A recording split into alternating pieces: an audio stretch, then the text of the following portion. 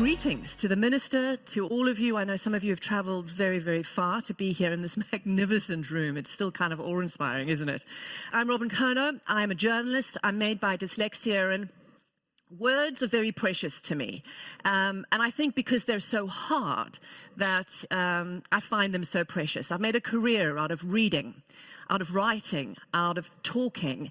And I think the honor that I place on words in many ways is what has propelled me, because I know how hard it was for me to learn them in the early stages of my life, which is why it's also so extraordinary to be in this library, which I think I was just hearing now that the oldest book is from the early 1400s. These are the books of kings and queens from across the centuries in Sweden. So the fact that we all here on the same mission to make reading and writing equitable so that any child will be able to pick a book out of this library and be able to access it is really the goal I think all of us are trying to strive for. So with that in mind, I would like to get a little bit more detail, more information about this extraordinary room, the history it plays in the palace and for the royal family. And with that in mind, I'd like to invite Arvid Jakobsen, the palace librarian.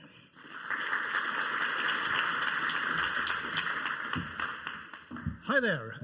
This is, for obvious reasons, called the book hall. And the nicest thing I've heard about this room is a guided tour I had a few years back with an English group. And there was a girl who was about 8. And she looked in here and she said, "Yo, you know, this is almost as nice as in Harry Potter." And it is, isn't it? And what you see in here are about half of the books we take care of. All in all, it's 100,000 volumes. And the books in here are actually ordered according to who owned them, generation by the royal family, starting off in the early 19th century down there with Charles John, the first Bernadotte king. And then they become younger and younger and younger, end up in that corner with Gustav VI, present king's predecessor. The kings are down here and the queens are on the balcony. Same order, start off with Queen Desiree, first Bernadotte queen, younger and younger and younger, and end up with Queen Louise behind me. And then we have assorted princes and princesses the way down. So we have 100,000 books, 500,000 photographs, and today the library is used as a library museum and a research facility for studies of the royal Swedish family. So it's very nice to see you all here.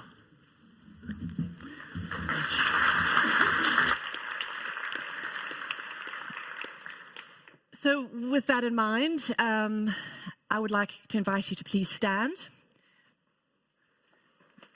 And please welcome Your Majesty and their Royal Highnesses.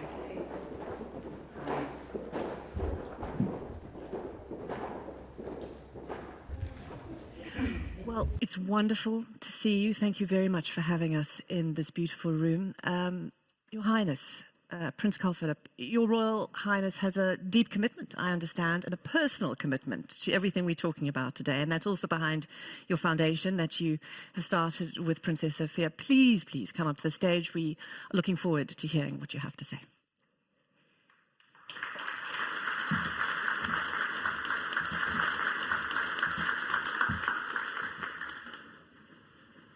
Your Majesty, Your Royal Highnesses, Minister, ladies and gentlemen, welcome to Stockholm and the Royal Palace. I am delighted to welcome you to the first World Dyslexia Assembly. As many of you might know, I myself have dyslexia. I know some of the challenges that children and young people with dyslexia have to face. But this is the thing. While I have had some struggles, I have been fortunate enough to receive proper help, to meet with knowledge and understanding, to be included. Unfortunately, not all children with dyslexia are that lucky. That is why Princess Sophia and I launched our foundation, with the vision that all children and youth, it's important, should have the opportunity to be themselves. We wish to do our part to contribute to an inclusive society, a society that supports the uniqueness in every individual. Not long ago, people with dyslexia were often considered stupid, lazy, or perhaps both. Today, we know better.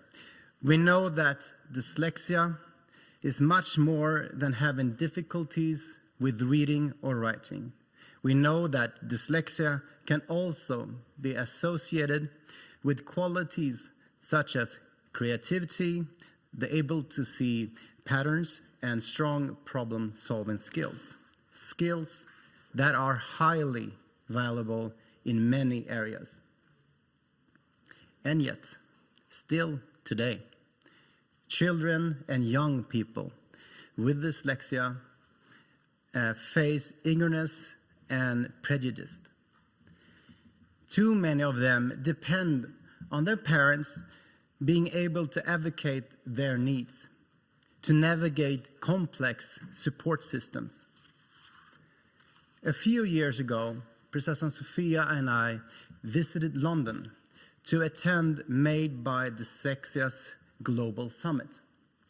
At this summit, we discovered our and Made by Dyslexia's shared ambition to ensure that children with dyslexia don't have to depend on luck, but rather met with knowledge and understanding. Our shared ambition is why we are here today, together. Again, I am pleased to welcome you all to the first World Dyslexia Assembly. This is the first stop on a world tour of partners with a joint mission to empower dyslexic thinking in every school and every workplace. Today is the starting point for new conversations, new collaborations, and new solutions to support every child and youth in being themselves. I am especially honored to welcome Her Royal Highness Princess Beatrice to Sweden. Dear Princess Beatrice, your dedication to our joint cause is truly remarkable. Your presence here today truly shows that there are no natural boundaries to great initiatives for a better tomorrow. I'm also very honored to welcome the Swedish Minister of Schools, Lina Axelsson Kihlblom, among many other interesting guests here today. Ladies and gentlemen, you are the change makers. It is you that will drive and create the support, the uniqueness of every individual. Today, Princess Sofia and I want to wish and welcome you all, should be together with Princess Sofia and I want to thank you all for being here. That's really important too. And also I wish that you will enjoy your day today. And we're looking forward to a very interesting discussions. Once again, a very warm welcome. And with that, I would like to invite Kim Waller, our Secretary General at the Prince Couples Foundation, to the stage.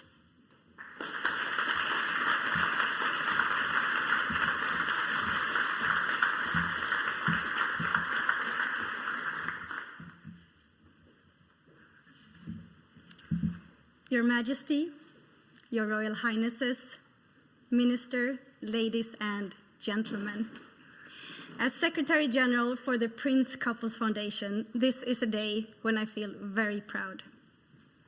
Proud to welcome you to this assembly, together with Made by Dyslexia, where Sweden is the first stop on a world tour to promote great dyslexic thinking. Today, our ambition is to spread knowledge, to inspire and to broaden perspectives, to challenge norms and societal structure, because all children and youth have the right to be given the opportunity to reach their full potential. In the words of Prince Carl Philip, everyone in this room are the change makers. It is our deep belief that we together create a future that supports the uniqueness of every individual. We are not here to glorify dyslexia or to smooth over the challenges it can bring. The challenges and the prejudice faced by many children and that keeps them from reaching their full potential are not to be taken lightly. But it is our wish that this assembly contributes to a shift towards the perception of dyslexia as more than just a reading and learning difficulty. We want this day to contribute to a paradigm shift where we empower problem solving, creativity, visual seeing, and other great dyslexic skills.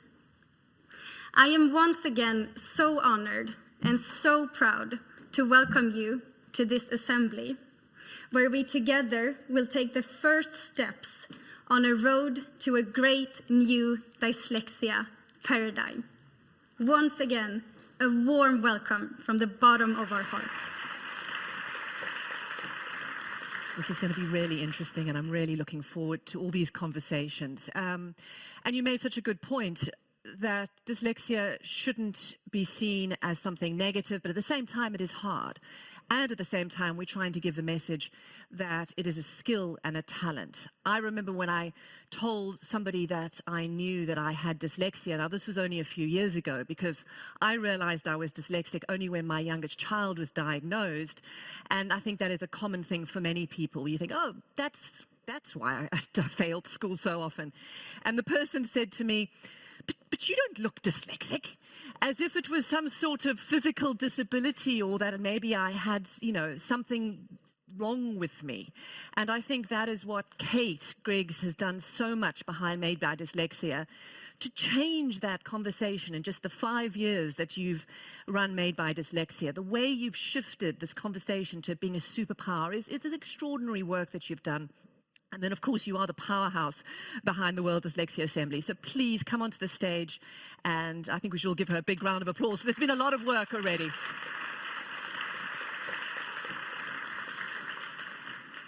Thank you very much. Your Majesty, Your Royal Highnesses, and Kim and all of the people at the Foundation, thank you so much for this, I feel very emotional, this amazing welcome that you've given to us. We're so excited about the start of this journey and what we're going to achieve together. I'd like to kick off firstly with a message from Sir Richard Branson. I'm Richard Branson, and I'm made by dyslexia. And I simply wouldn't be where I am today if I wasn't dyslexic. Dyslexics often have a great imagination. We don't just see the world as it is, but how it could be. My dyslexia helps me to see solutions where other people see problems. I've always used this kind of thinking to help make my dreams happen, whether it's building a business, ballooning across the world, or traveling into space. The power of imagination isn't just important in life, it's important in the workplace too. But whether you're dyslexic or not, it's time to value dyslexic thinking and the vital role it can play in our future. A new report, The Dyslexic Dynamic, finds that by 2025, humans and machines will split work 50-50. It also finds that the skills humans need to compete in this new workforce are dyslexic thinking skills, and imagination is a key part of it. These are the very skills that foster innovators and entrepreneurs. Imagination and innovation will play a huge part as we build back and find new solutions to the big problems that we face. That's why we must help governments and organisations all around the world to realise this too, and why it's vital we all work together to impart dyslexic thinking in every school and every workplace. The World Dyslexia Assembly is creating a global movement that will help us work together to do just that. And I just want to say thank you for being part of it. So the World Dyslexia Assembly is bringing together some of the world's most powerful, passionate people, all behind the same purpose, and that is to make sure that every single dyslexic child and every single dyslexic adult is empowered to succeed. We know so much about dyslexia. We've known for decades how to support these children, and it's absolutely essential that this is not a matter of money. It's not a matter of being able to afford the support. It's about making sure that the knowledge and the resources are in every single school and every single workplace. This movement of passionate people, most of us dyslexic, will enable this to happen. And we're very, very excited to be here today, as I said. I'm not going to chatter for much longer. I'd like to bring in Robyn and introduce the first panel. Thank you.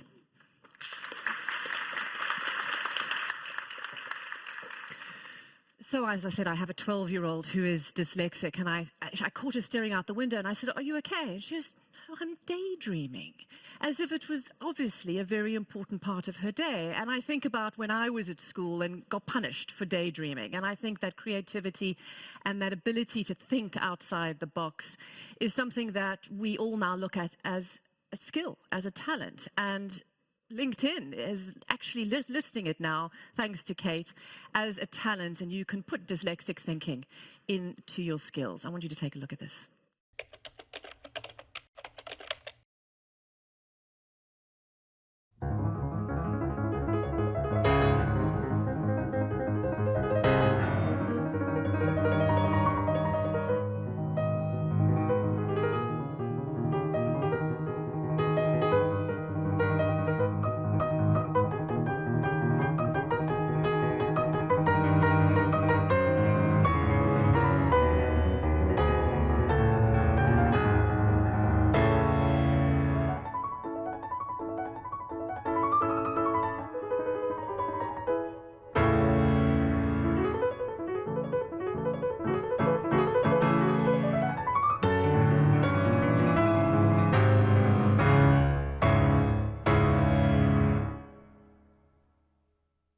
Very dramatic music, but wasn't that fabulous? And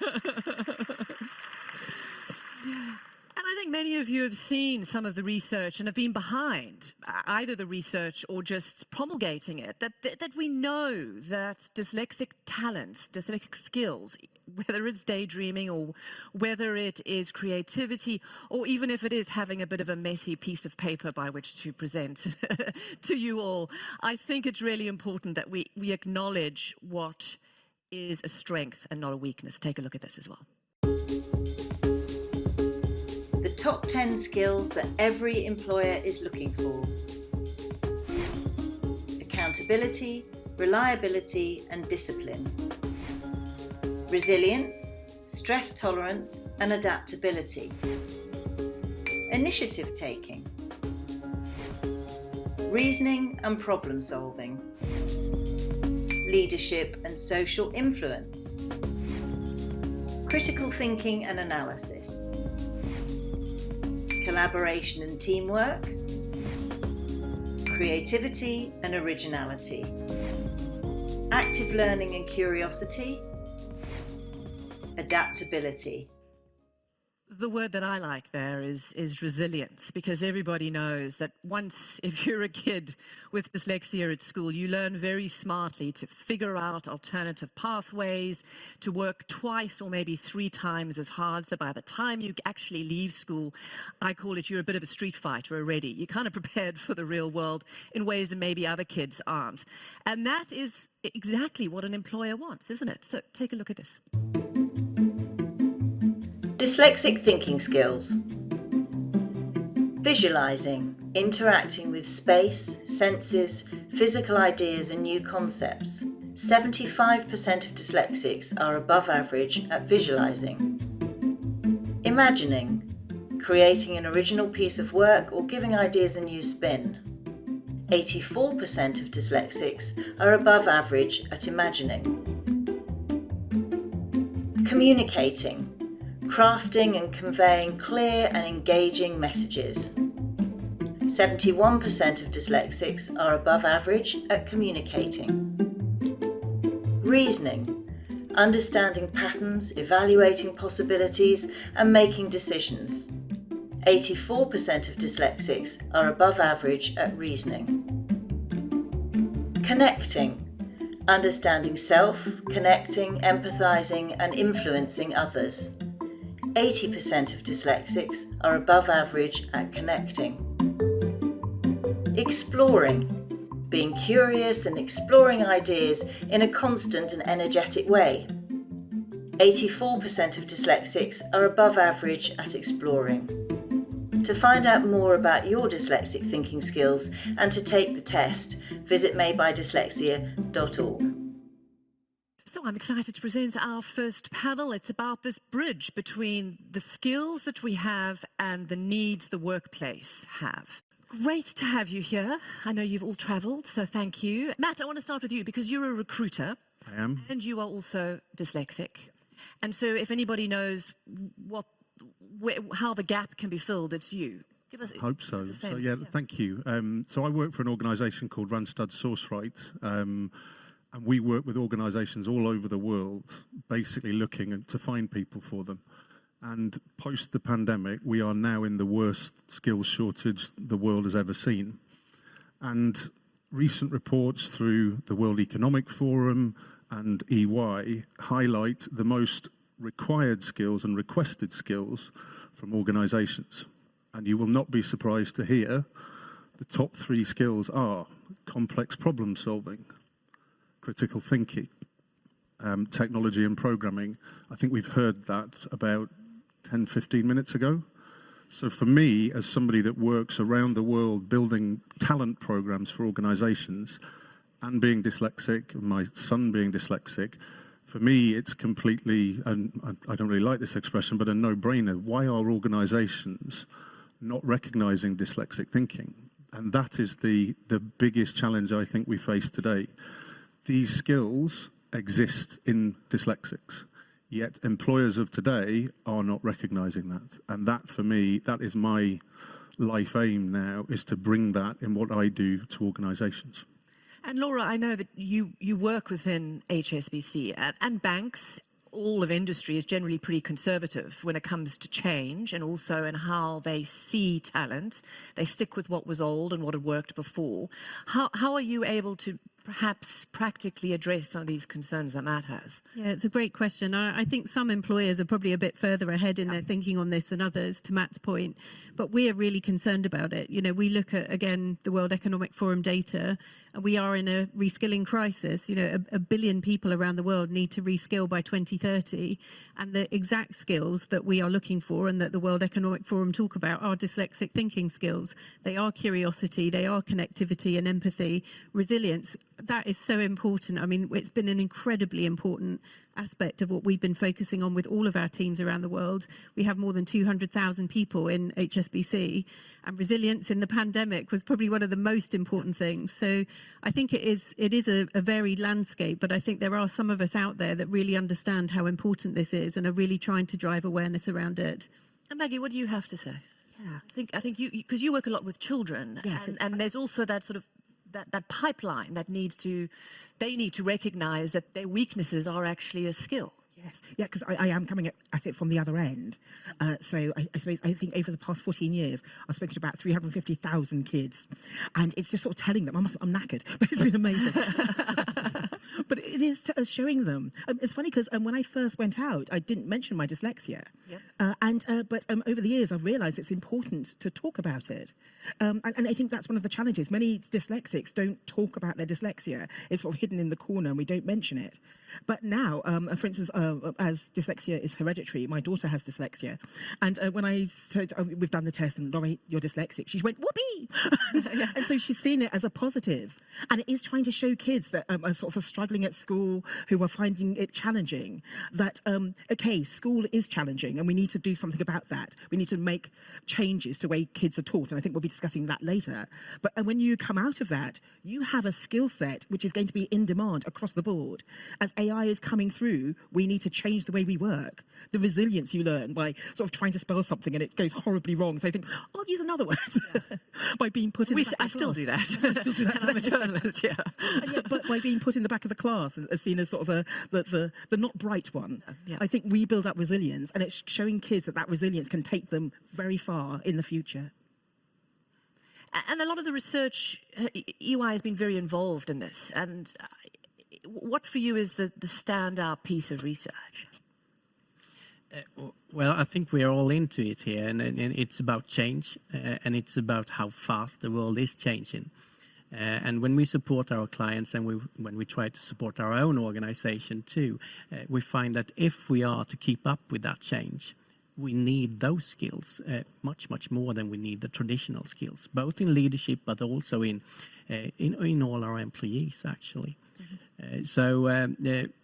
Sometimes when we had the Swedish report here too, we had a tremendous embracement of it. There was much buzz created, and there was also a lot of transparency in it. People coming up and, yeah, well, I'm dyslexic. And that opens up a lot when it's no drama, but rather driving it to important skills.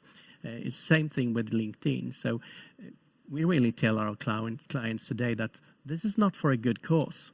This is for you to capitalize on, because you need it. Otherwise, you will fall back. Yeah, this is not about a charitable social responsibility conversation. It's about money. It's about bottom lines. It's about the future of business, isn't it? Absolutely, yeah. I mean, I think the correlation between the skills that the world needs and dyslexic thinking is completely proven.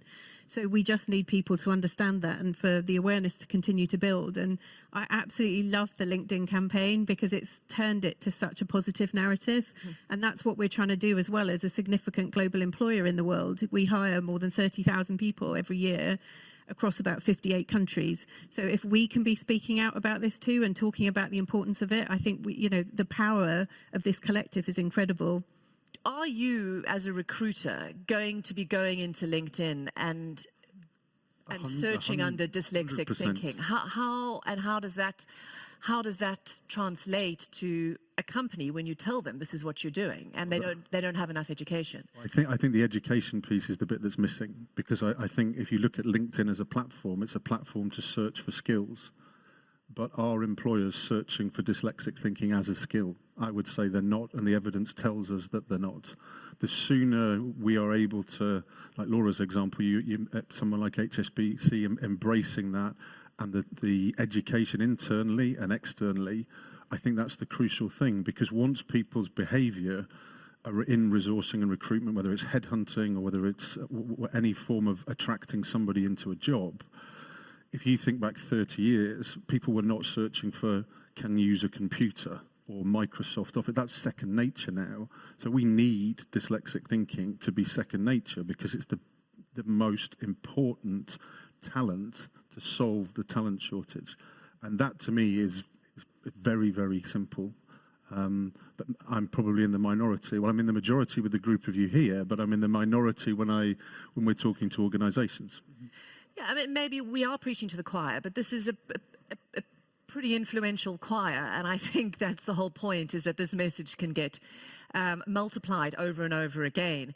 Maggie, just for you, I mean, I know a lot of this has come out in some of the research, but why do you think empathy, for example, is an important skill for a business?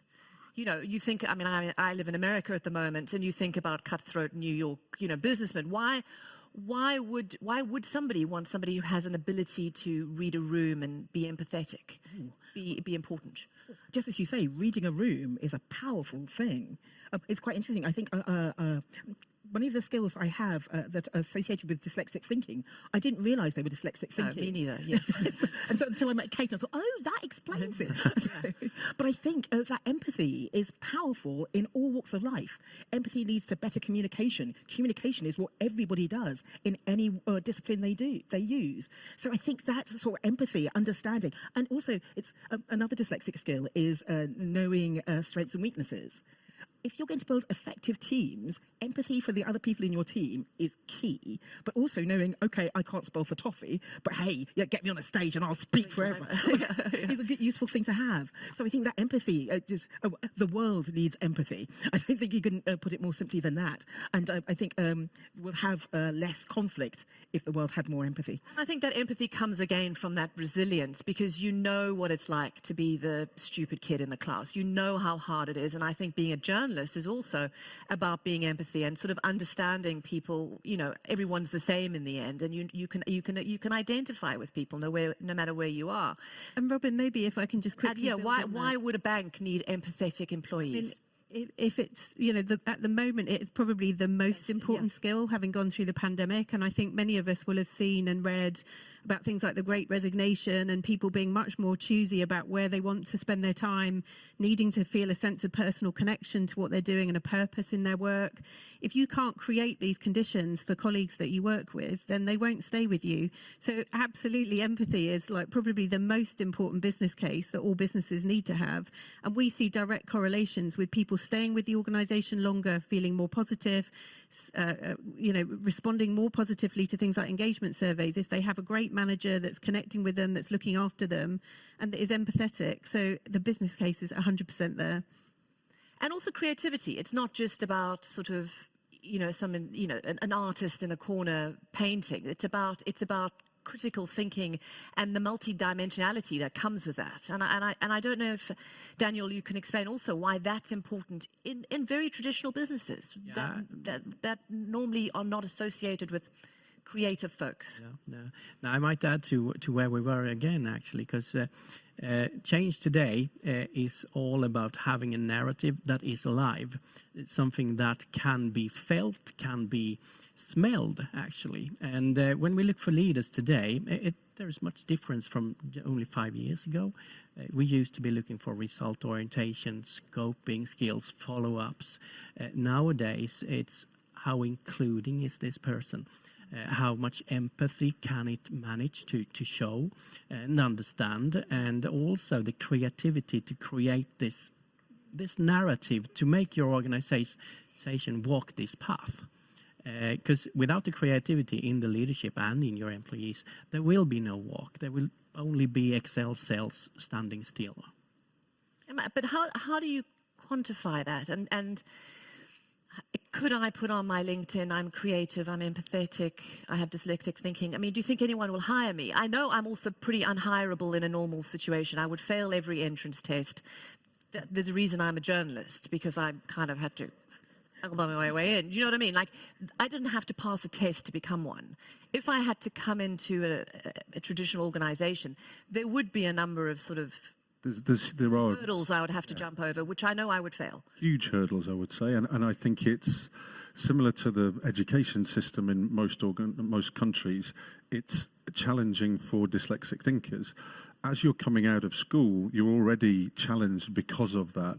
You then enter an assessment process that beats you over the head again, because it's something that you're not familiar with, or you can't do. And I think the organisations that are doing a good job of this are removing skills-based assessments and looking at things like gamification assessments. And also, probably the other thing is that they're looking at their own employees. So all I've talked about is bringing external people into an organisation. So if I've got 3 emails today, no joke, 3 organisations totaling looking for 12,000 people. There are 12,000 people around the world, new people. So no company can recruit all of those people.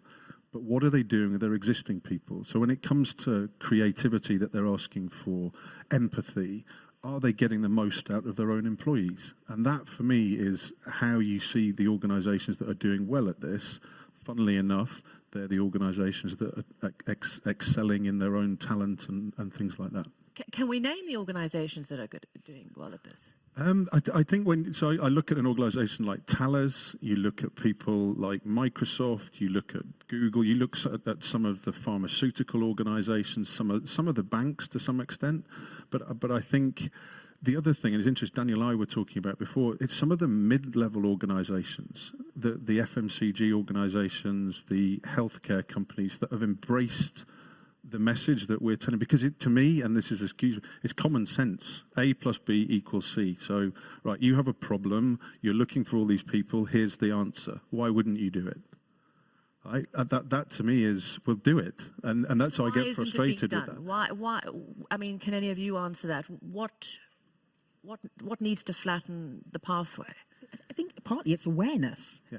I think we're talking about sort of dyslexic thinking, but what does that mean? We need to educate everybody to be aware that dyslexic thinking means this, this, and this. As I say, there are many dyslexics out there that don't realise that many of the skills that they use are due to the dyslexia. So I think it's heightening that and getting people to understand. And we're talking about creativity, but many people. But when I just came from a previous panel, which I was name dropping. I said, "Well, I'm in the Royal Palace at the moment." I was very much enjoying that. But we were talking about creativity, and there's still this dichotomy that people talk about creativity and they talk about the arts. Then, if you're logical, you're a scientist. Creativity is across the board. It's for everybody, and we need it for the future. So it's wonderful to sort of actually get that out there. Dyslexics are creative, and we need them for the future. So I think this message isn't getting across yet. They just see the negatives of dyslexia, but they can't see the many, many benefits. Is there a need to have dyslexia sort of people to be identified, within the organisations? You're an adult and, you're like, well, maybe I'm a little bit dyslexic or maybe I'm not, that this ability to actually self-identify through your organisation, is that something that's an option? I think we need to do a lot more of that. I mean, building on Maggie's point, I think awareness is critical. And I think over the last few years and with the help of Kate and all the work that you've done, I think the dialogue is changing, which is fantastic. But we've run lots and lots of awareness sessions in the bank that I'm based in, and lots of people were surprised about this correlation of skills. They didn't know about it. So we've been really trying to educate people and our managers and our hiring managers to be aware. The other thing I think is really fascinating when we've done those sessions is the amount of people that have joined that have never been diagnosed as dyslexic, but actually are like, do you know what I think I am? So the other thing we're doing is providing the right support so people can then go off and be assessed and understand their own profile. But I think that's amazing, that so many people have they've just never even realised, and just that opportunity to understand it has been so eye-opening for them. I think another part that can make the change slow, why it's not happening like that, is that we depend a lot on people. It should be the enthusiasts, the ambassadors who actually drive these questions, and what we need to do is actually to build it into the infrastructure of an organization, to get the processes, to get the trainings, to get actually the reward parts. How do we reward our employees? Do we do it in an inclusive way, or do we reward in traditional ways? This is actually coming up to the boards at the moment. So the last 1-2 years, we've had the questions from the boards. And before that time, we didn't have those questions from the boards. We have a board of directors that asks us, how should we set up our organization to create the culture we want? Those questions were board questions 5 years ago. So it's coming up in the owner parts of organizations, and then we hopefully will be able to address this in an infrastructural way instead of a people-based way. And top-down, not because at the moment it sort of appears to be a grassroots conversation, or an HR conversation. How important is it that the top office is connected? What post-pandemic has driven is this huge need for people. So the talent, everybody's talking about the talent crisis and all that sort of stuff.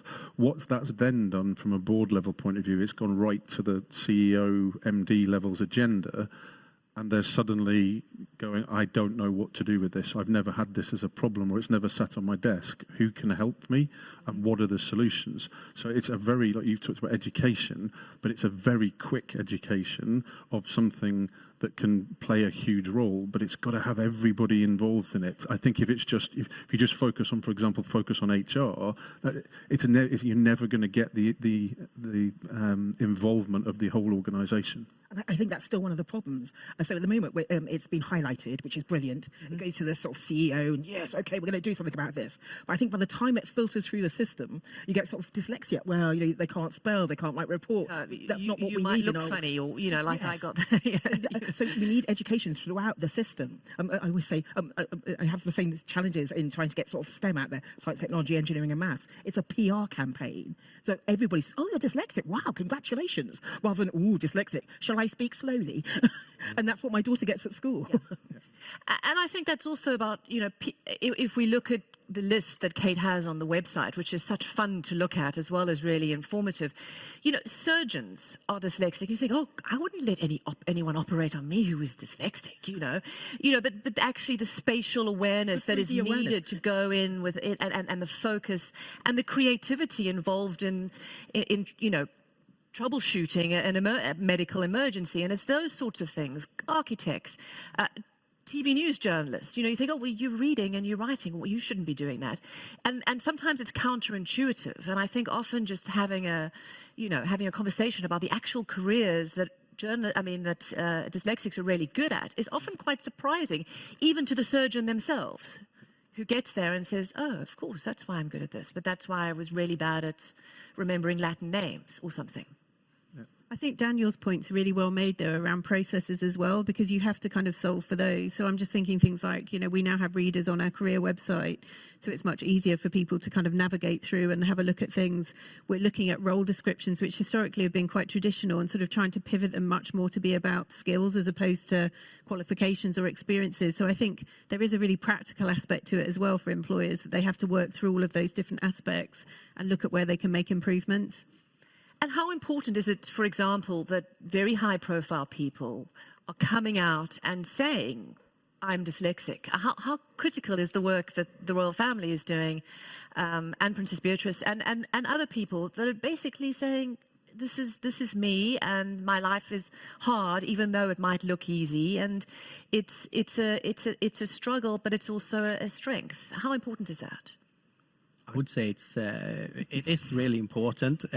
It is, but hopefully it's getting less important, because you have the millennials, you have the Generation Z.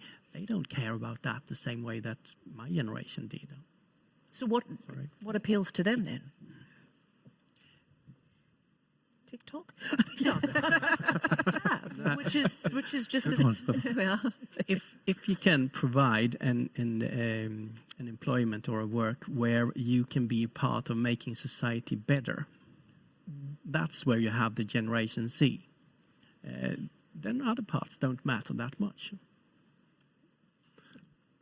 I think the role models are critical, because it is successful people saying, I'm dyslexic, but look what I've achieved.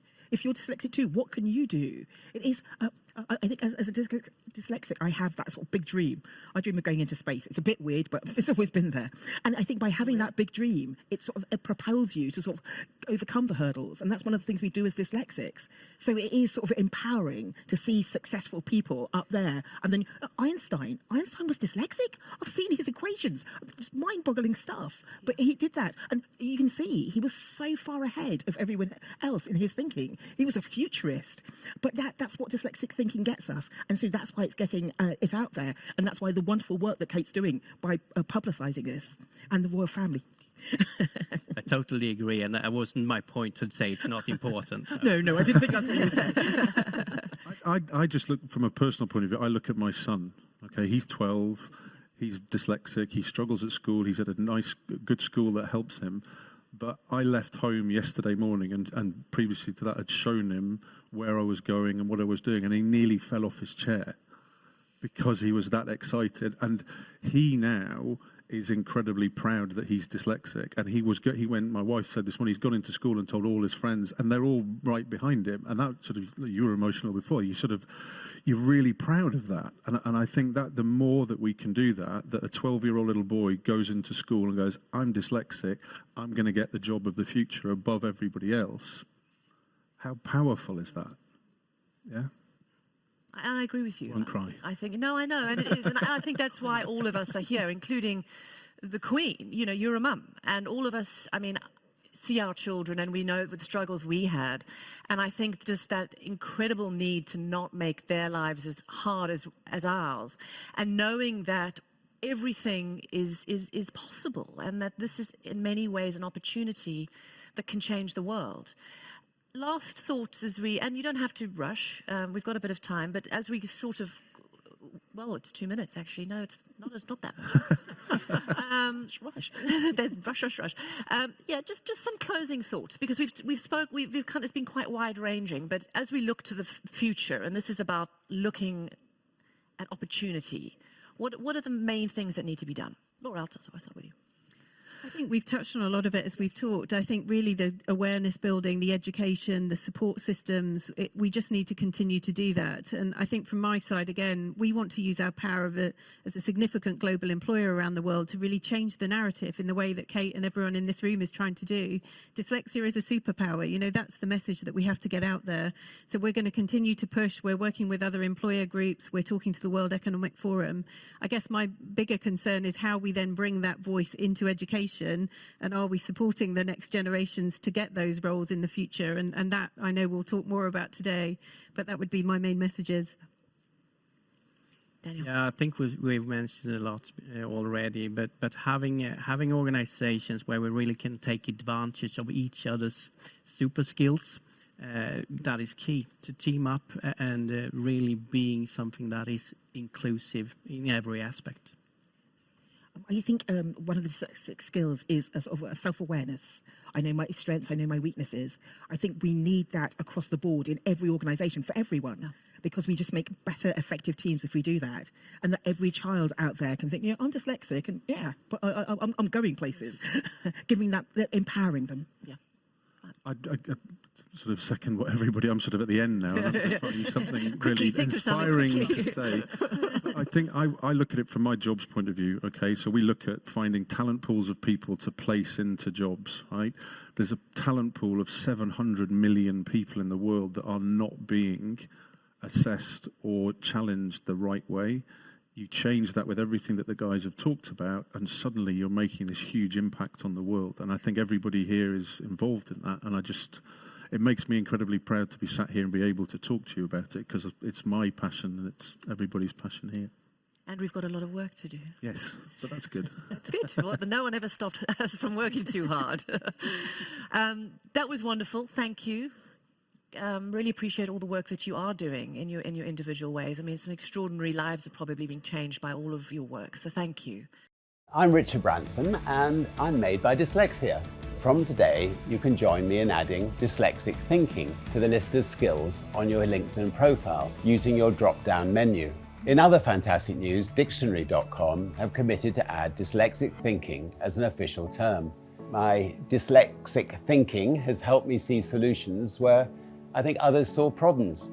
It helped me to dream big and to innovate. My dyslexic thinking helps me take complex ideas, simplify them, convert them into stories, and helps me bring science to life. My dyslexic thinking has helped me to strip away unnecessary details to create clear and concise messages for my readers. Dyslexia helps me think a lot more simply. My dyslexic thinking makes me imagine and create my vegan recipes, and makes me passionate to show others how to cook. Dyslexic thinking is something you should shout about. I'm Orlando Bloom, and I'm made by Dyslexia. I'm Kira Knightley, and I'm made by Dyslexia. I'm Darcy Bustle, and I'm made by Dyslexia. I'm Chris Robshaw, and I'm made by Dyslexia. If you're dyslexic, join me in adding it to your LinkedIn profile today. Show your pride in being made by Dyslexia.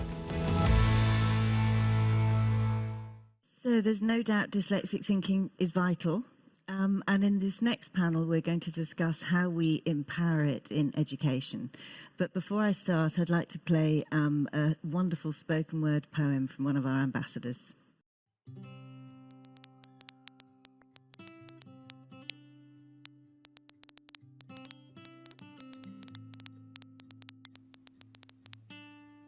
I was in primary school when I realized every time I write, red markings always appeared on my textbook. Error after error after error followed me into secondary school. There's a discrepancy between the way that you talk and the way that you write, teachers kept alliterating. At parents' evenings, my parents would be met with concerns that I wouldn't be able to make it out in the real world, let alone in the classroom. What I didn't know then was that my mind processed in its own unique language. I liked sentences that captured my imagination and flowed to a rhythm, poetry. I liked mixing colours, textures, fabrics and objects and making them into art, creating. I liked asking where, when and why so I could understand the way the world operates, critical thinking. The education system wasn't made for people like me. It was rigid in the way it examined intelligence and programmed us to stay within the margins. In the shadows, I kept writing, creating and asking questions because I knew no other way of existing. On a warm June night a decade later, I came out of the shadows, placed my mic on the stage, took a deep breath, and let my voice break the silence. I spoke sentences accompanied by words I couldn't spell, challenging gender roles, addressing harassment and what it means to be the daughter of an immigrant away from home. I found myself on aeroplanes, trains and buses, speaking in spaces little me would have screamed of joy had she known the magical future awaiting her. This is dyslexia. It gives us the ability to visualize without limitations, push the boundaries of storytelling and creating, ask questions and find solutions to complex problems we face every day. We are more than the words we spell incorrectly. We are creatives addressing social issues, surgeons saving lives, astronauts exploring the galaxies, athletes pushing the human body to its maximum capabilities, designers and mechanics creating sustainable clothing, cars and bettering our future. So tell me, would you rather live in a world free of red markings, where our intelligence is measured by how well we write, or embrace a world full of innovators made by dyslexia?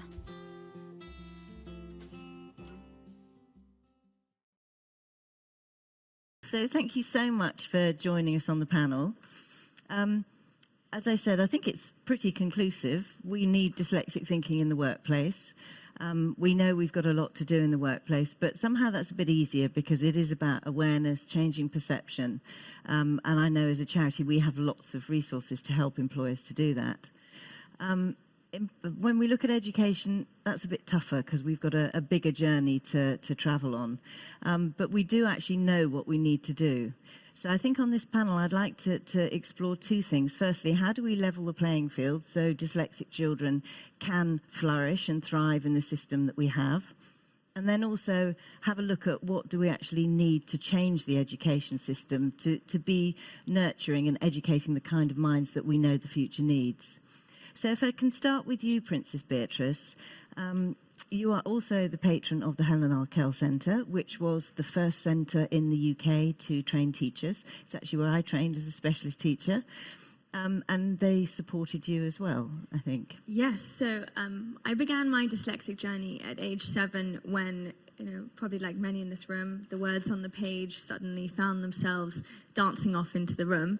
And I was lucky enough to be supported by the Helen R. Kell Centre. And what I've learned about my discovery about being made by dyslexia is that I was incredibly lucky to have the types of teachers and the specialist support that the centre really did offer. And it's a fantastic charity that's going on to create lots of opportunities for teachers.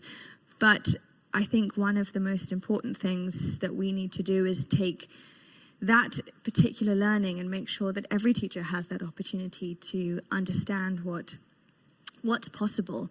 And I think it not only could help dyslexics in the classroom, but also could help teachers with their own abilities as well, because teachers are our first line of defense for every child. And whether you're dealing with all sorts of different communication issues, I think dyslexic thinking is is so empowering. To be able to give that in the hands of the teachers, I think, is so important. Yeah, absolutely. And the Helen Arkell Centre also is very strengths focused. I can remember that through all of the training that I did there. Yeah, I was incredibly lucky, but I think with how we approach dyslexic thinking now, it is about making sure that those teachers really have what they need to make sure that we got that first line of defense covered. Teachers have been, probably sort of not credited enough, I think, with how they've been able to transition through the pandemic. And we've seen the sort of teaching profession as something that, we can really make a difference if we can strengthen it for them. And that's going down to thinking about general well-being, mastering, master classes, and, adding a dyslexic sort of recognition to their CVs as well could go on and could be a quick win. And I know it's something that you've been very passionate about. Yeah, absolutely. I mean, we are completely passionate about training every single teacher, and all of our mission is aligned with the UN SDGs. So by 2030, we aim to train every teacher in the world. Yeah. And if we sort of go a little bit in slightly not, because Helen Arkell Centre was set up in the 70s, wasn't it? She was. I mean, Helen Arkell, unfortunately, she's no longer with us. She passed away when she was 95, but she was one of the first people in the UK to really recognise dyslexic thinking. And when she founded the organisation, there was really no such thing as, what was dyslexia. And I think when you think about some of the diagnosis of the people that have gone on now, we saw on the screen, 1 in 5. I mean, when she was teaching, dyslexia hadn't even been really thought of. And actually, it's such an opportunity that we have to change the narrative. We talked about that before, about how exciting it is to be dyslexic, that, we've really got to do everything that we can in order to change the narrative, to make it acceptable. I'm also not saying it's hard, it's going to be easy for the individual, but recognizing that those strengths, those tools, those resilience, those opportunities is equally as important. Absolutely, and the right support enables us to thrive. Yeah. So Gavin, if we can come to you, because you're the headmaster of Millfield School, which was the first school in the world to support dyslexic students, and again, very much strengths focused. And it'd be lovely for you to share a little bit about the story of Millfield and what you think needs to happen. Thank you. If I do my job properly, there'll be a sort of moment of euphoria and then a small, crushing depression in what I'm going to say. Let's see if I tell the story properly. In 1935, a visionary guy called Boss Meyer is educating 6 Indian princes, and he vows to get them into a good school in the UK. And 3 of them have word blindness, the forerunner to dyslexia, and no good school would take those children because they regarded them as being educationally deficient. And he thought that was iniquitous, and so he founded Millfield.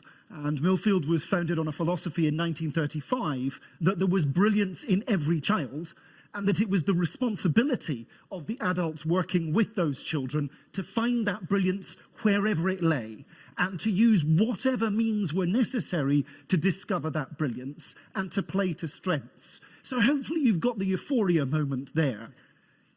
80 years on, almost 100 years on, and nothing seems to have changed. Because at Millfield, we're Europe's biggest boarding school. We've got about 2,000 learners. 45% of those have an additional educational need. The majority of those have dyslexia. And in no way is it a barrier to anything. And there is one thing I wanted to add to what was being said earlier, Kate, which is that sometimes in schools there is a perception that certain subjects should be off limits to dyslexic learners. You can't do English because you are dyslexic. That's a load of tripe. And our experience has been that, I'm sure we'll come on to this later, but if you use the right techniques, if you level the playing field, then there is no subject that is off limits. And we regularly see students taking English literature, taking history, taking very text-heavy subjects, taking languages to the highest level, just because we have changed the way that we do things. Fantastic. And Josh, your school, the Skank School, the head of the Skank School. That was the first elementary school in the US to support dyslexia. And you're also chair of the IDA, International Dyslexia Association, too. And I've been very lucky, having visited your school, to see the founders' words all around the school that are so inspiring and full of messages of strength. Yeah, so it's very similar to the Millfield story of over 62 years ago, David Skank in Atlanta, Georgia, who himself was dyslexic, did not know it, just struggled to read, and he started to work with students where he saw himself in them, and he started to realize, well, wait a minute, these kids look like me, they think like me, and so he started a school in the basement of a church, and what impressed me so much, and David passed away before I had the opportunity to meet him, but what he was always committed to is not only are we going to help these kids, we're going to celebrate these kids. This is not a place where we fix people. This is not a doctor's office where we're trying to correct something. It's a place where we come and we celebrate how you think, how you learn, and we move that forward. And today, again, over 60 years later, that's how the school continues to operate. And I think that is so important and such a piece of this message, because in the earlier panel, I thought Maggie did such a wonderful job when she shared that part of our challenge in the workplace right now is awareness. We're not doing enough to make people aware.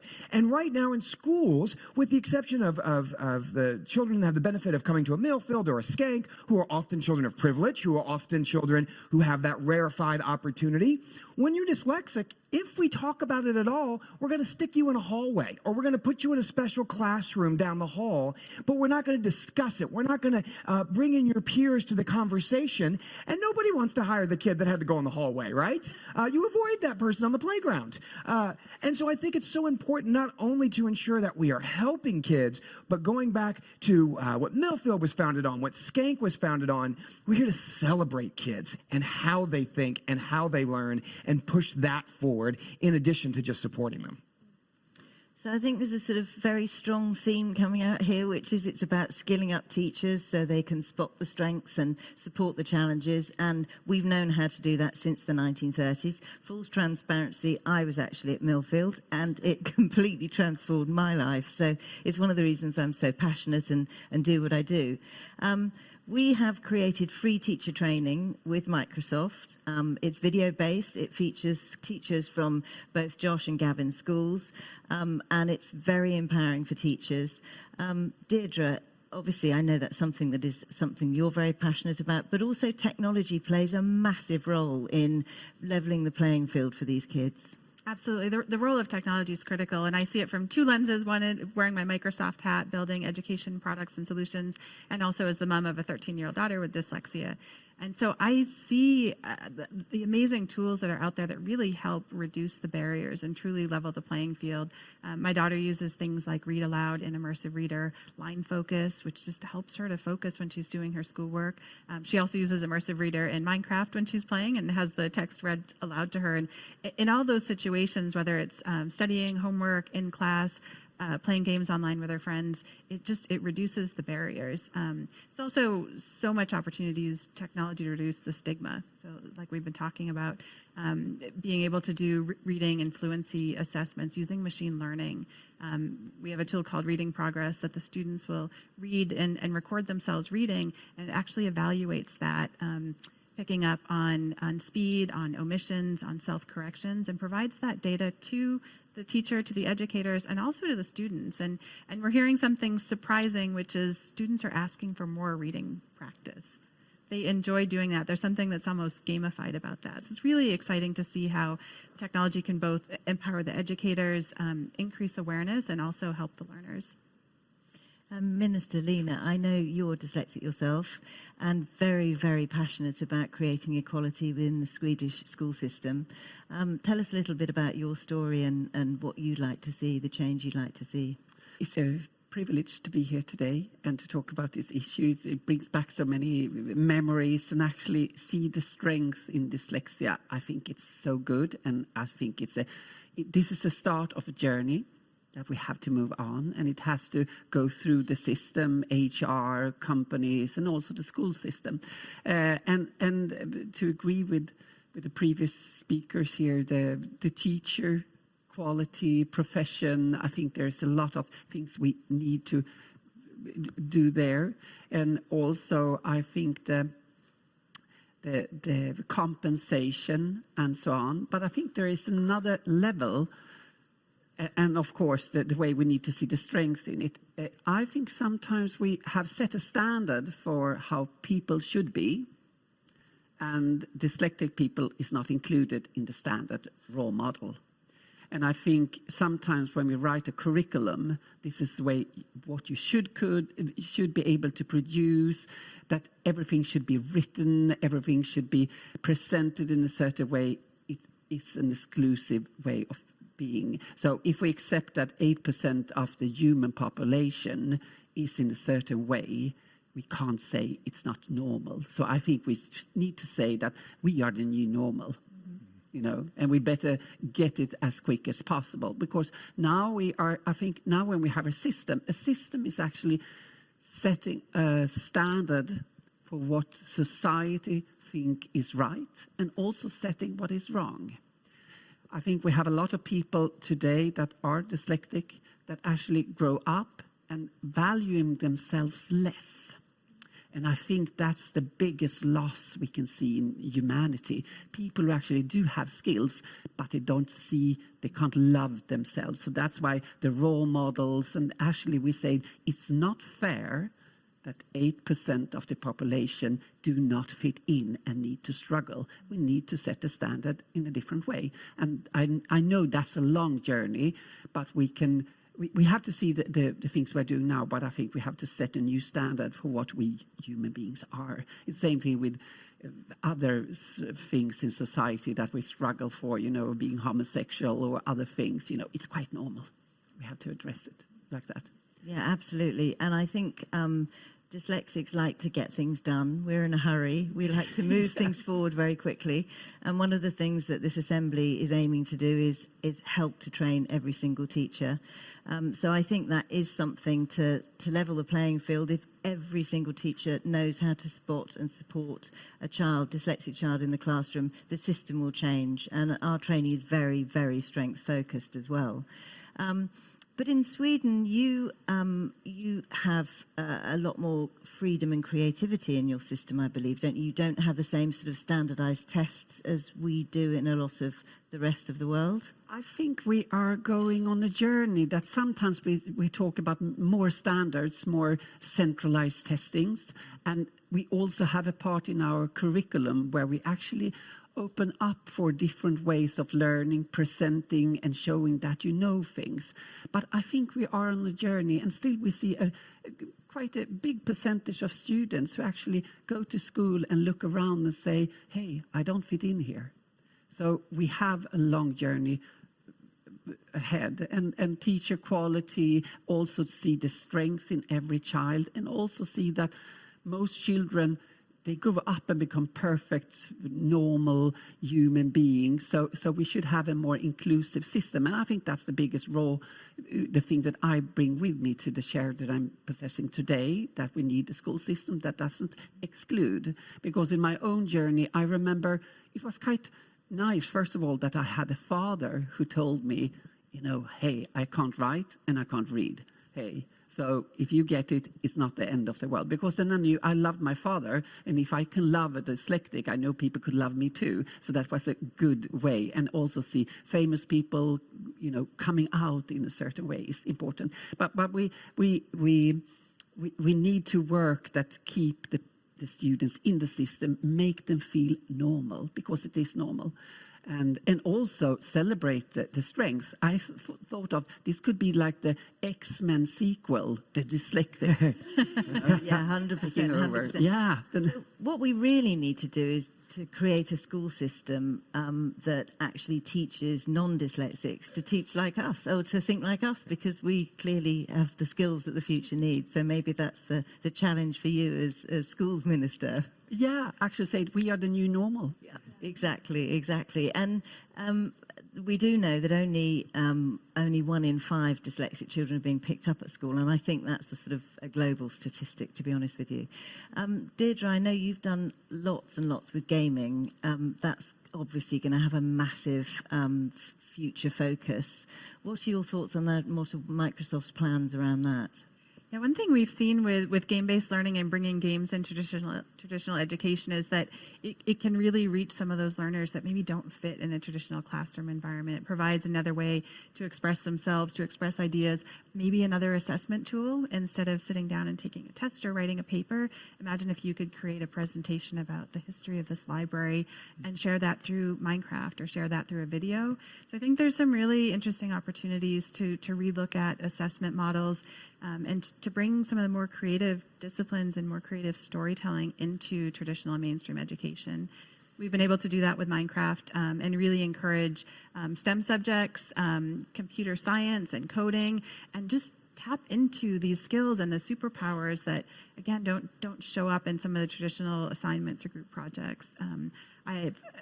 Spending time in a class where students are using Minecraft, you see skills emerge. You see someone who's maybe a little bit on the edge of the classroom in the project and not participating. And this one young girl, she got into the Minecraft world and she was in the chat telling people, okay, you go over here and do this. No, you're not doing that right. And so that really unlocked that superpower for her. So I'm excited to see how games, how videos, how more of the content creation tools and technology can help unlock those superpowers and create confidence in the skills that people do have. And Gavin, what do you think of the UK education system and the testing? Do you think that that's going to create... Leading question, Kate, isn't it? We have Matt Hancock in the audience. He'll be listening to this point. What do I think? I think that 4/5 of what we need to do is really, really straightforward, and it could be done honestly within a week. It could all be put in place within about a week. 1/5 is a little bit more complicated, and that's where we need the likes of the minister to help. It's often politically alluring, I think, for governments or ministers to say the youth of today are not where they were before, so we need to tighten things up, and therefore we ought to do things a bit more like we used to do them. And I think that's probably a false route to go down. And in my experience, having done this for 25 years now, I think, the youth of today display far more adaptability and creativity in their approach than I ever did when I was at school. So I think it's actually a myth that things are going downhill. I think they're going fantastically uphill in the right direction. But what we need to do is we need to train every teacher. It's a straightforward job to do that. You just say it needs to happen. It's a short piece of training. We need to screen every child. It's a short piece of work to do that. You need to change your culture where you emphasize brilliance and you focus on strengths rather than weaknesses. You want to create a culture which says in every project group you want a dyslexic, because if you have a dyslexic in that project group, you will be a better project group. But fundamentally, and this is the 1/5 that we need some help with, in many countries around the world, and the UK is a particularly bad example of this, we have an assessment system which is really archaic. And it emphasizes a bunch of skills and strengths that are largely irrelevant now. And in the UK, we brand a child who doesn't pass English and maths at 16 a failure. And of all children, of all the population, 71% of children pass those exams. So 29% are branded a failure. If you look at dyslexic students, 35% pass, so 65% are branded a failure. And then what do? We tell them that they must retake those same exams again and again and again. And now we tell them that if they don't pass those exams, they can never go to university because they are such failures. And I think that that's the fundamental bit that we've got to change, which is we have...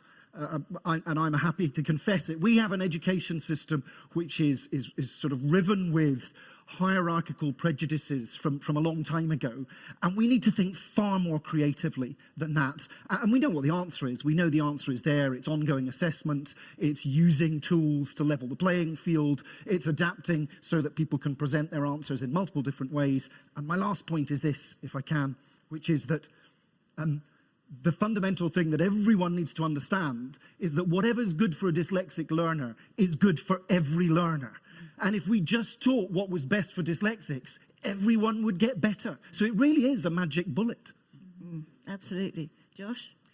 I would agree with what everyone just said and echo all those comments. And I think one thing that is important for everyone to walk away with, because I think it could be a revelation at times, when we say we need to train teachers, that's because the vast majority of teachers globally, regardless of the pedigree of their prior education, the teacher training program they attended, the vast majority never mention the word dyslexia, let alone spend any time talking about how you spot and support that. So that's why training every teacher is so important, because there's an enormous gap in almost all of our schools in that area.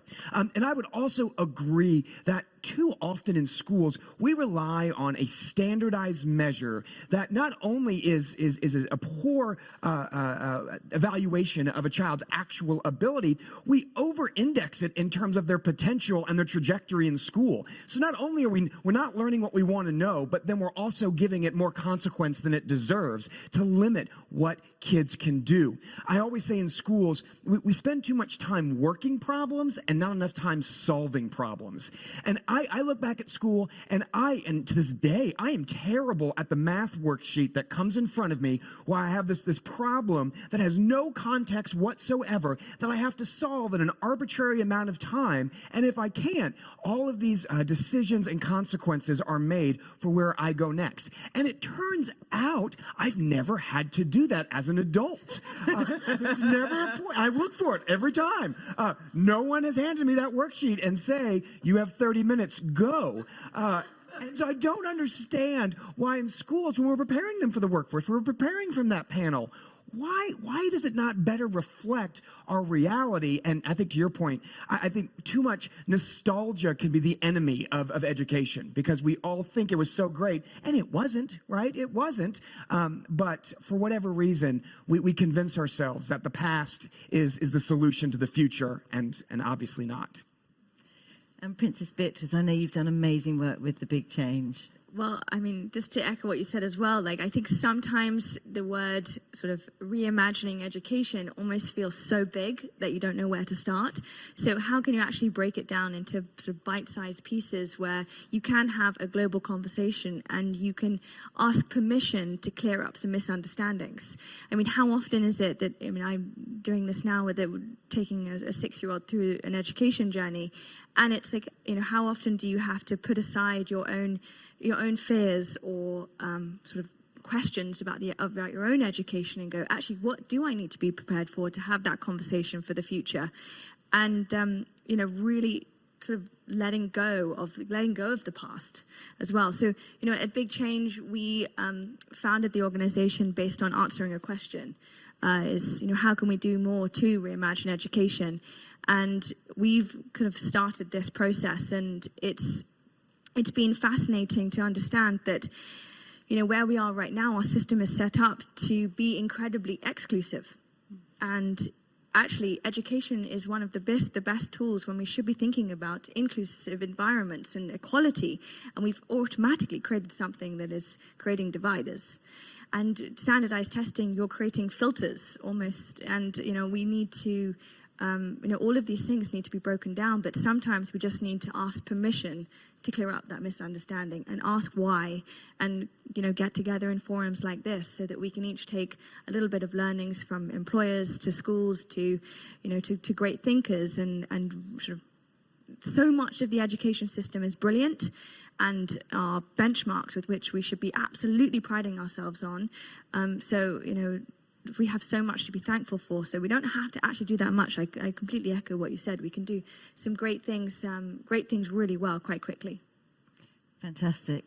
I know that we're over time now, so I think we better wrap. But just to say, we have lots of dyslexic people on here. We're very good at solving problems, and I think we've just solved the education problem. Every single teacher, get rid of standardized tests and find what every single person is good at, and that works for dyslexics, and it works for absolutely everybody. Can I just play one quick film, which is about teachers' response to the training? And these teachers are not all in private schools. They're all in schools that are state funded and are making a massive difference.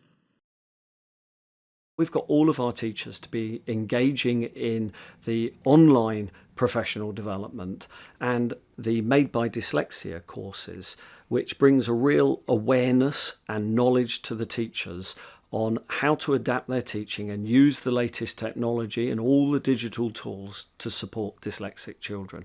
When something works, it works. And you want people to find that joy that you now have, because you're like, I want you to know that, yes, your child may be diagnosed with dyslexia. However, there are phenomenal training available to parents and teachers alike. I could be that teacher that helps the children in my class achieve their dreams and show them that dyslexia is not holding them back, and actually it's something that can be celebrated. The skills of the future are the skills that they, by nature, have.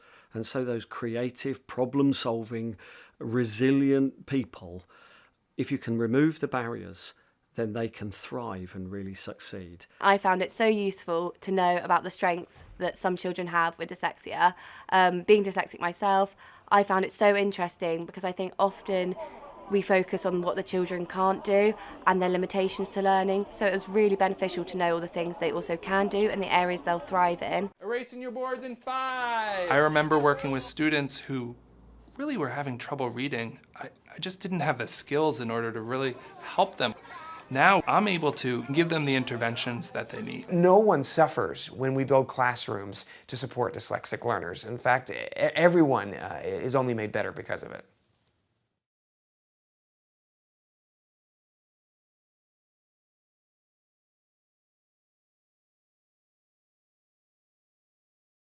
I think I was saying a little bit earlier how, for me, words, because they were so difficult, and still are sometimes, I cherish them. And for me, the greatest gift is to be able to sort of embrace a poem or one of these books. You know, you want to stroke it because it is just such a gift to be able to appreciate every word that sometimes I say or I write or I articulate.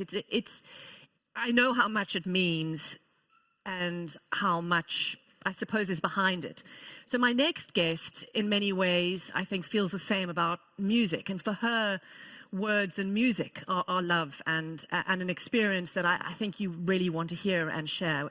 And she wants to share with you. So I'm going to introduce Julia Frej. She's a musician and a poet. Take a listen to this.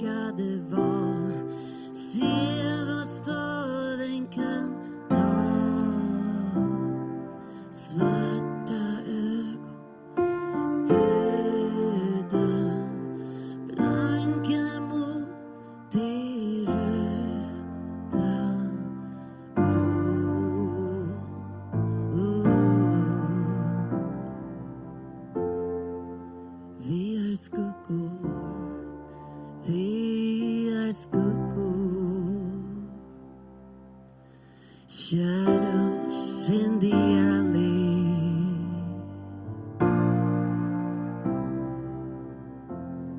You die when you're young.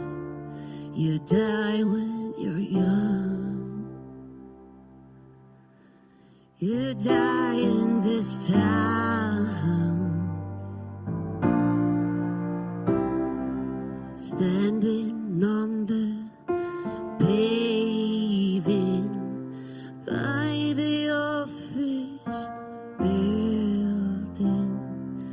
they got so much to do. Never time for you.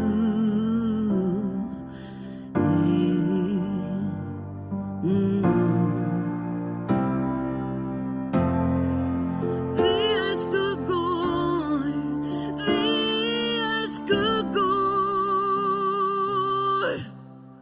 skuggor i gränden.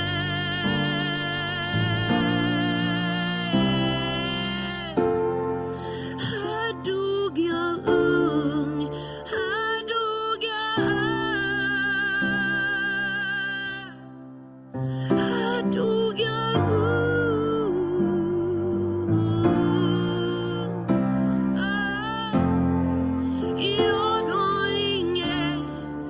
jag har inget att vänta på. Inget att vänta på.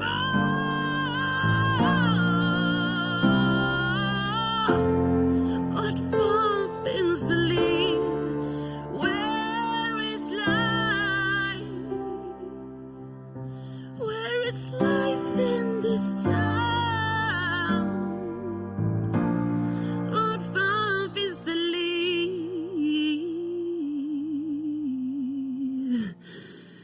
I den här stan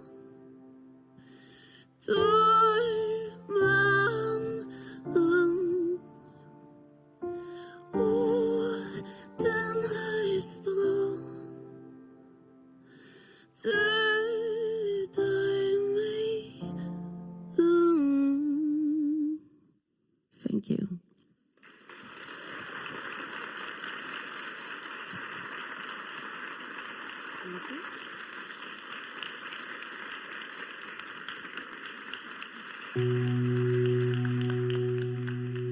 Jag har varit här förut, sett hur hjärtan står i brand. Som ett hack i min vinyl. Kan det verkligen vara sant? Eller blir det likadant? Jag har hört den förut. Nu är det inte lika kul. Du sa jag skulle stå som brud, men det är något lurt. Snälla säg att jag har fel. Om det tar slut,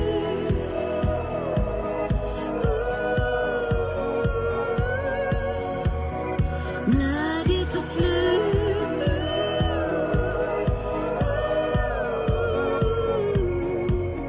som att öppna en bok och låtsas att man inte vet hur sagan slutar sen. För man känner ju igen och får blicken av en vän. Som att skriva ett brev och låtsas blott att man är rädd på grund av ens bagage. Jag hoppas jag har fel, för vi är mycket mer. Om det tar slut,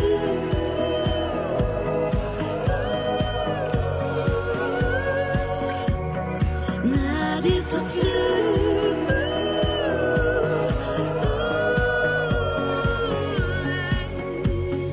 om det tar slut,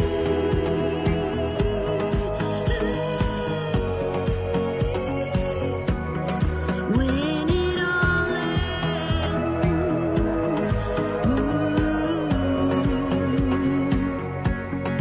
nu när det är slut så ska du få en liten sång. Jag började skriva en gång när jag tänkte att det är för bra för att vara sant. Du ska få ett litet brev med en MP3 jag hade hoppats slippa ge. Om det tar slut,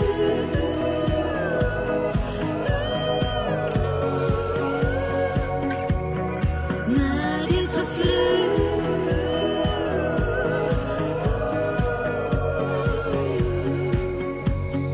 om det tar slut,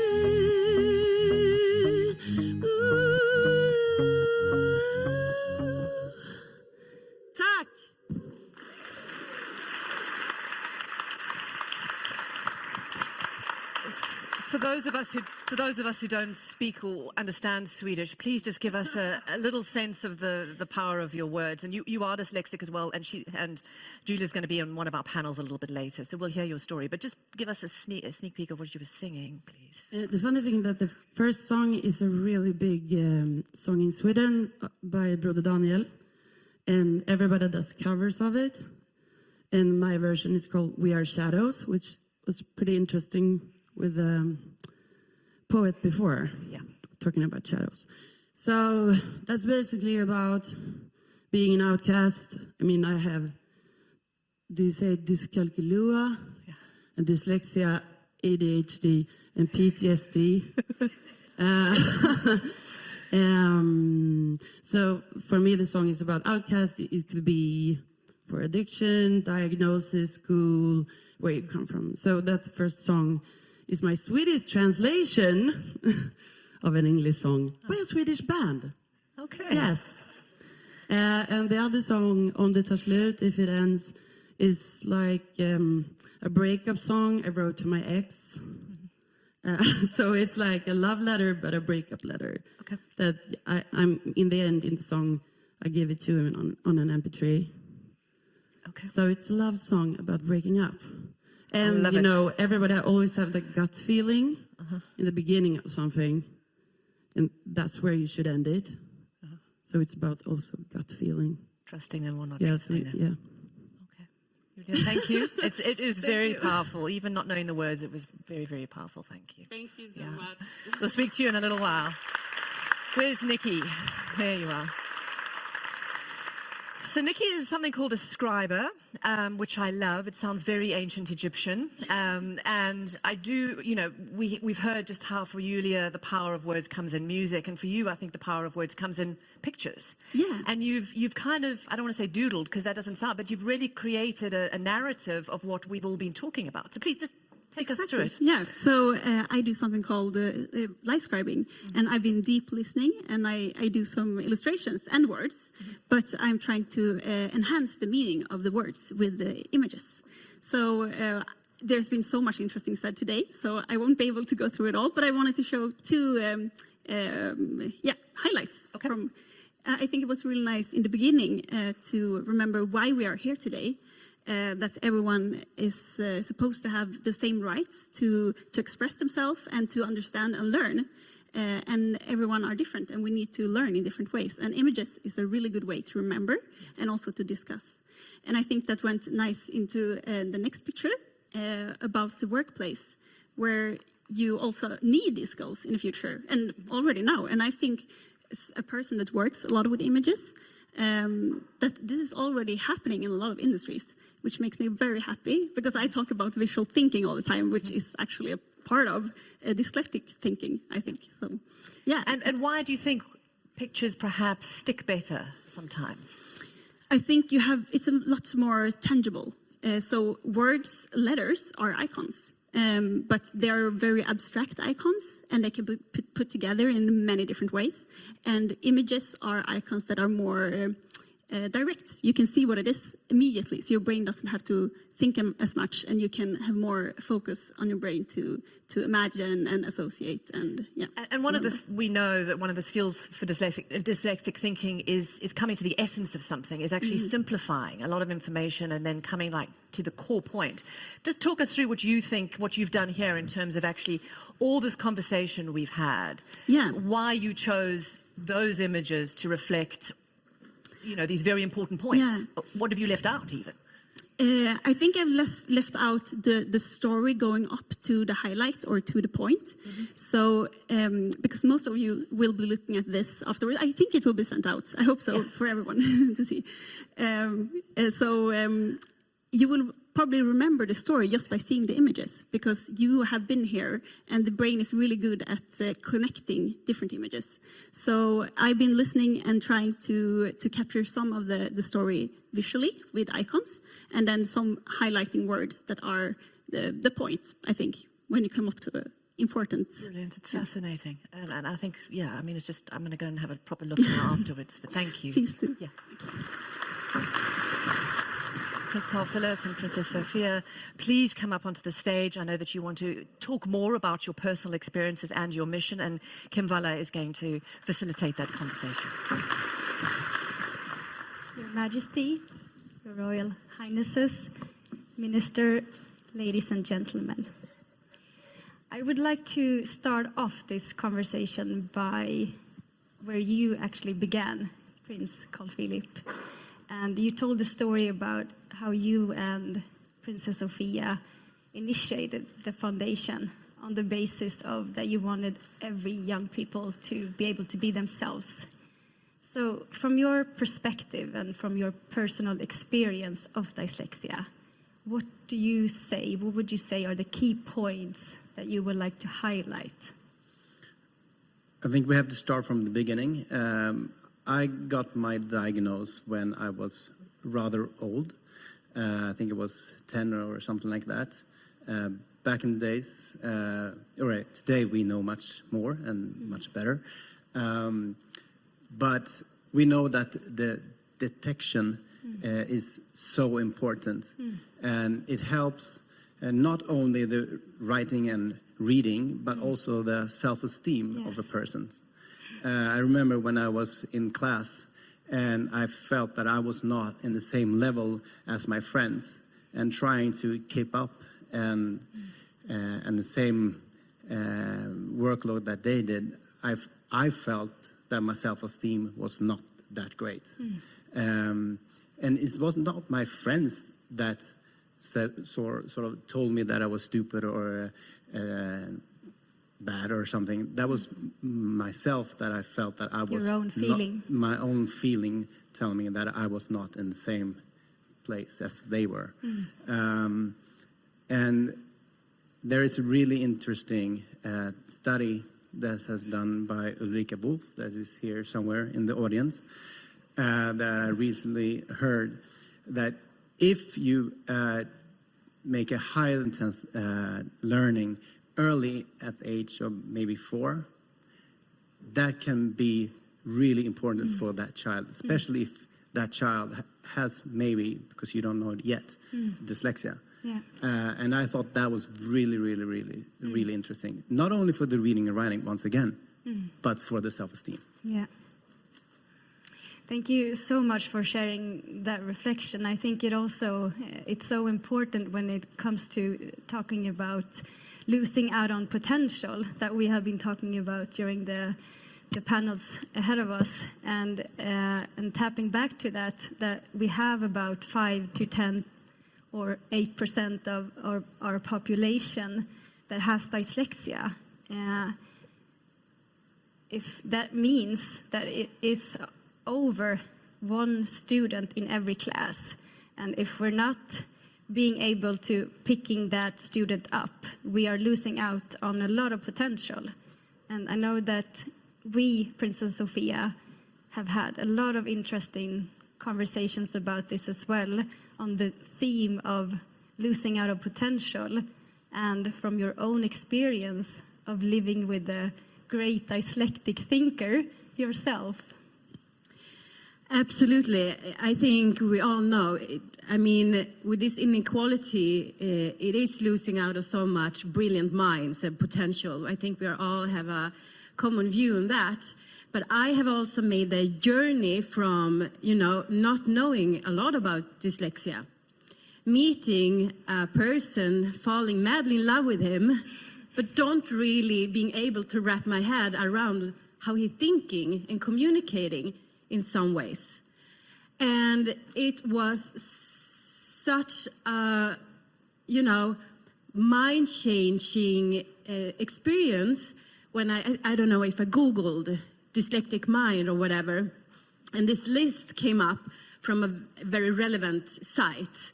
And it was explaining my then boyfriend. And I'm like, oh my God, they know him. And and that threw me on a journey to actually understand the dyslexic mind and how brilliant that is. And I think that I say that often, that I think you're one of the most brilliant people I know. But I had to make that journey myself to understand how brilliant the dyslexic mind actually worked. And so that has been a passion for me to, you know, within the foundation, to make that knowledge accessible for everyone, having a dyslexic thinker nearby, if it's a parent or a relative or a girlfriend or a husband or whatever, because it was life-changing for us, I would say. No, I totally agree. I don't know what I should say now, but the key word also is the strength. See, as we've been hearing throughout the day, the strength in seeing the difference in every person, and that has also been really helpful and play a vital role in when we started our foundation. And also for highlighting that idea, and also is in the room, Helen Taylor has a really interesting thought that I felt when I heard it some years ago. I felt my self-esteem got really high, and I thought, oh, that's why. She talks about her studies, says it's about bees, the bee society. And about 20% of the bees goes a little bit farther out. They're more explorer, more adventures to seek new paths of flowers or wherever it is. And it's sort of 20% of dyslexics who also are adventurers, problem solvers, outside box thinking. And I thought that sort of in between, I thought it was a great similarity. Yeah, and that felt good.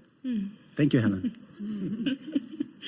And I know that just what you're both are saying now, Your Royal Highnesses, allowing for differences and strengthening that we are different. That is the key, the reason, the very essence of why you established this foundation. Princess Sofia, would you elaborate a bit more what you have learned during these years and what you take out from that as from living in your own situation at home? Yeah, I think to make it concrete of what it has done for me now, also as a mom, because of the genetic factor, we might have dyslexic children as well. So I think the early detection has made a big impact on me, and actually learning about the great dyslexic mind, because to be honest, I would be a little bit worried beforehand. I think you were worried for it. Skills I have too, to be inherited by our children. But throughout this journey with the foundation and getting all this knowledge, I feel so comfortable, and I don't have any doubts that my kids will be able to live to the fullest potential within everything, whatever they want to do. And that's a very nice feeling to have, and that's a feeling that we feel very passionate about to give to other parents or relatives, to family members that have dyslexia or might have. And there are quite easy signs to use to see if your child might be a dyslexic person that we are working very much with at home, actually. And that feels quite safe as well. And I must just add, today we have so much great tools that also helps us grown up, but especially young people and kids with the everyday needs, sort of say. And also hearing all the thoughts that has been talked about today, I look very positive on the future, I must say. I think we could continue this conversation for hours, and I think that everyone in here feels quite the same way. And to summarize exactly on that note, that dyslexia is a matter of realizing the strengths in our differences as a human society. And that dyslexic thinking, for sure, consists of very prevalent characteristics that we've been talking about today, such as creativity, problem solving, and big thinking, and much more. But what makes us, again, resilient is our differences as a species. That is why we should make every young person be able to reach their full potential, right? So we should give the support that the young people need. Is that the end? No, I have a punchline. Okay. I got a bit emotional going there. So the end is like this. Thank you so much, Your Royal Highnesses. Thank you for this lovely conversation. Thank you.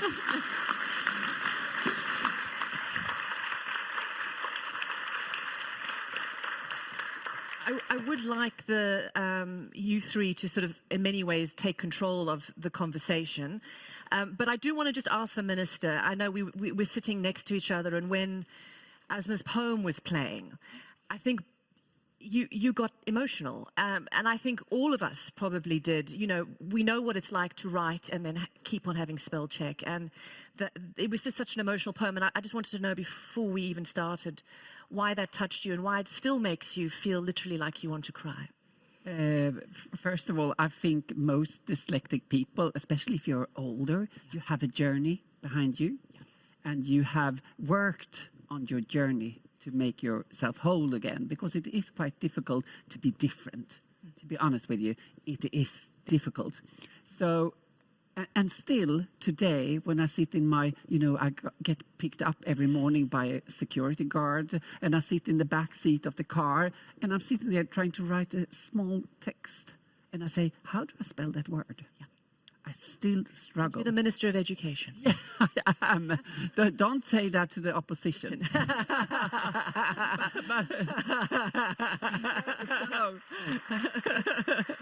Even though, and take that to, I've written 3 books, but I have brilliant people around me. So I sometimes tell them that I'm going to send you an ful text, an ugly text. Okay, so with a lot of meaning and a lot of purpose and feelings and stuff, what I want to become, and then they can deal with the text. Because words is not my skill 100%, but I work with it, but I'm not 100% proficient in it. So, but it works. So that's why I got emotional, because I still sit like that every morning and every day, and thinking about how words spells, and hey, that's life. Yeah. And so for the 3 of you, I mean, I wouldn't mind you introducing yourself as you start, but also, how does it feel to hear the Minister of Education say that she's just as vulnerable as you are? Well, we're all dyslexic people, so of course you struggle with the same things as we do. You're just a person who have more experience with it. So we can learn from you, from your struggles, and you can learn from our struggles, because together we can make a better society for the future generations of dyslexic and all other people. And I think, Daniela, what do you? I mean, I know that you are an advocate for your superpower. How did it make you feel listening to somebody who has control over children's lives and education in this country admit her weakness, which is still not being able to spell? Yeah, I can say it like this. I am a quite emotional person, but when we found out that we had a new female Statsminister. Prime Minister. Prime Minister, thank you. Then I got emotional, but when my mom told me, and the new Minister of Education, she is dyslexic, then the tears started to flood. Oh. I kind of realized, and I also sat and cried to this poem, and so I am an emotional person, but seeing someone in that position, knowing that maybe those before you haven't really known the struggle, and then haven't really known how to help the struggle, and haven't really thought about having to fill this gap in the education. But now knowing that you have this position and knowing that you are aware, that was big. And Nicole, what would you like from the minister? What do you think she needs to do? I want to know what you think about the path to normalize dyslexia in schools. Oh.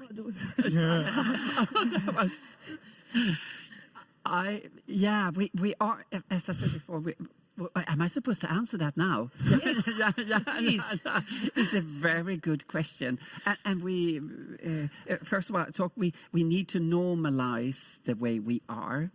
And just because, and this is a little bit of most teachers went to university. In university, they read thick books, they write reports, and they are very good at it. And suddenly they go out and comes to schools and meet us, and we have another way of thinking and being.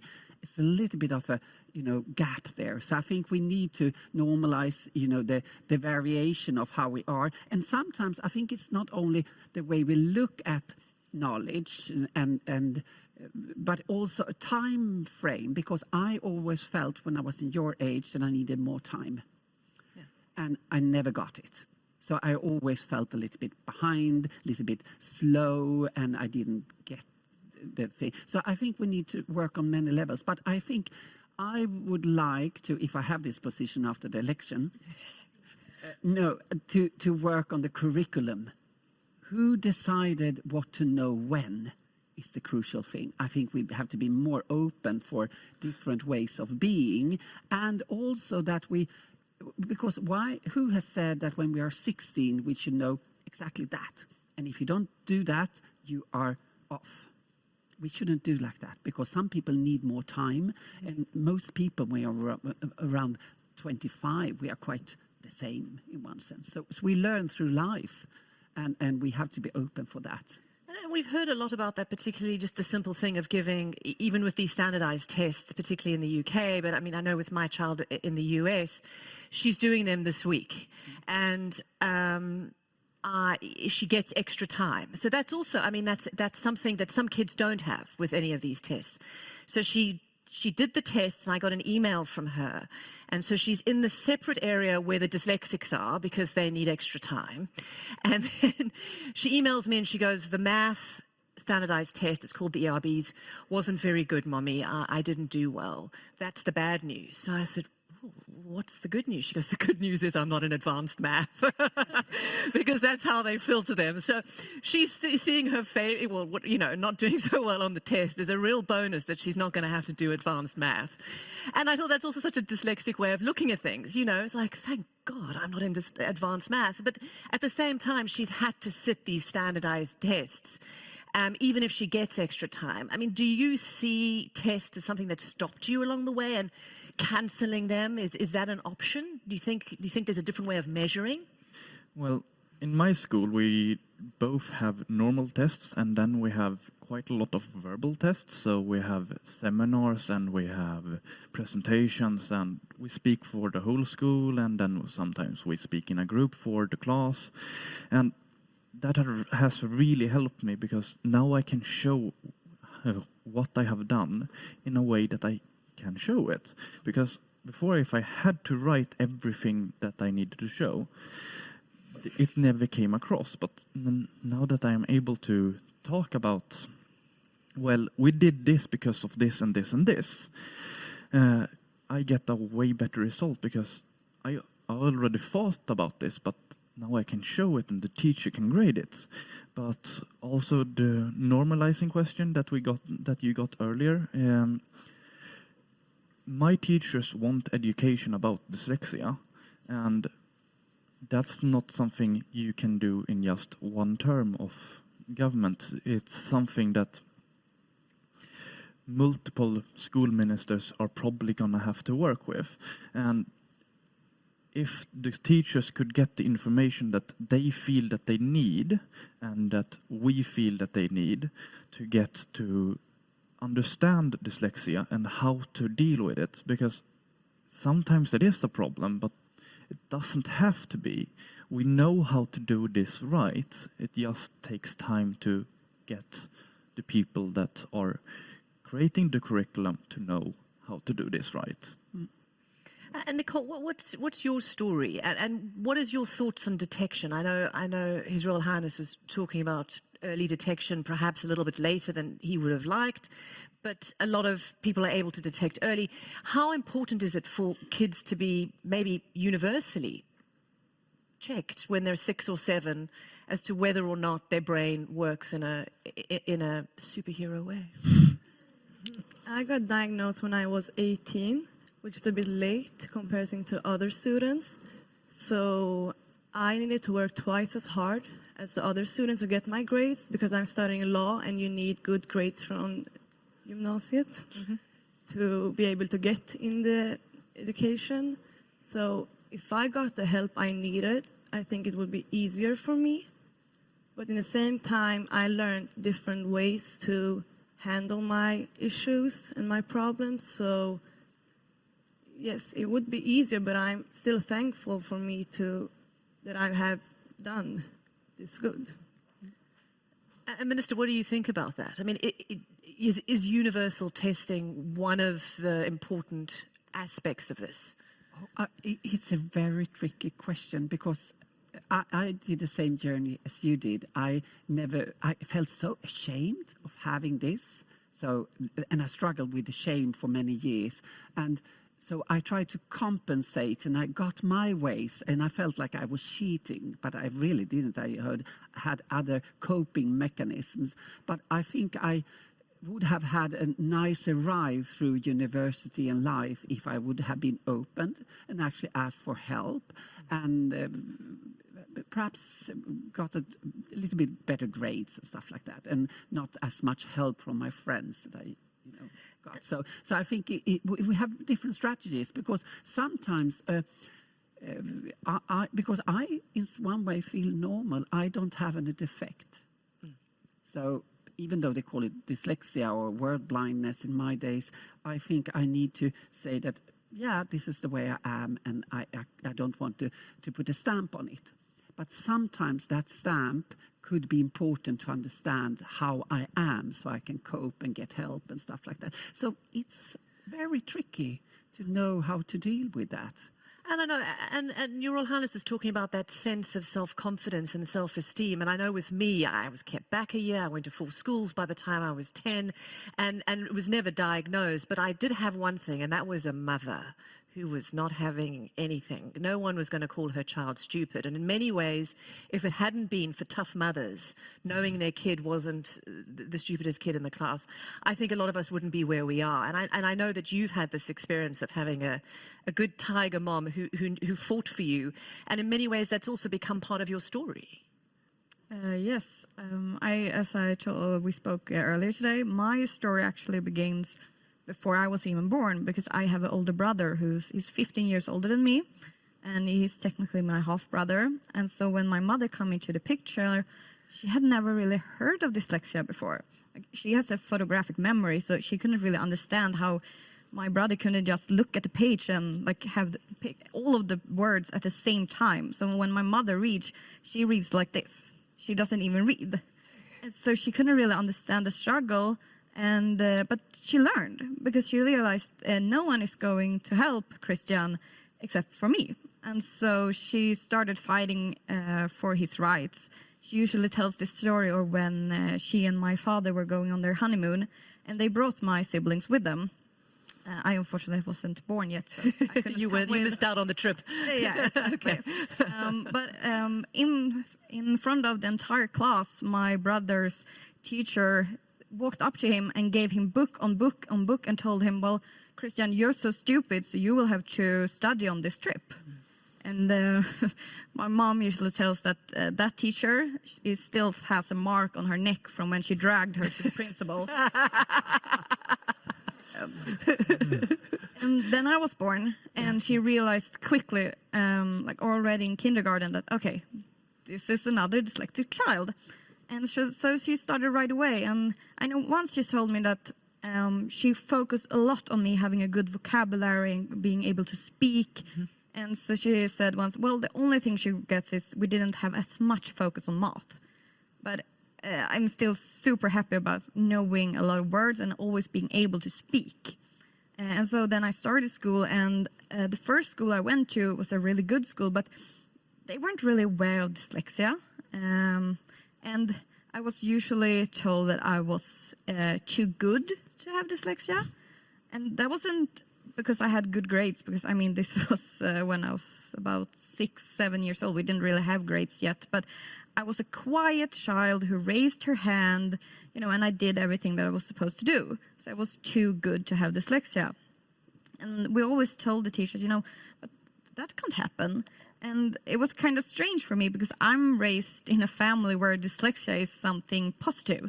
You know, in sexårs, we call it in Sweden. So it's like before you even start school, basically.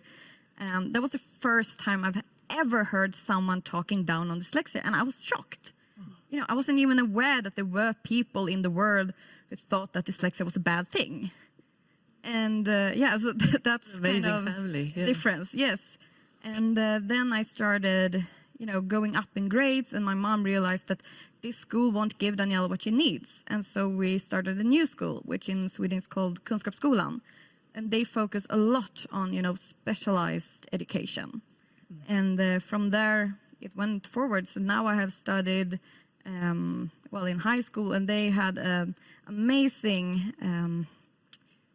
so they did it like this. When you were supposed to present, you didn't have to hand in a text. You could do whatever you wanted as long as you showed that you understood the work. And that resulted in an A and a really embarrassing rap somewhere on YouTube.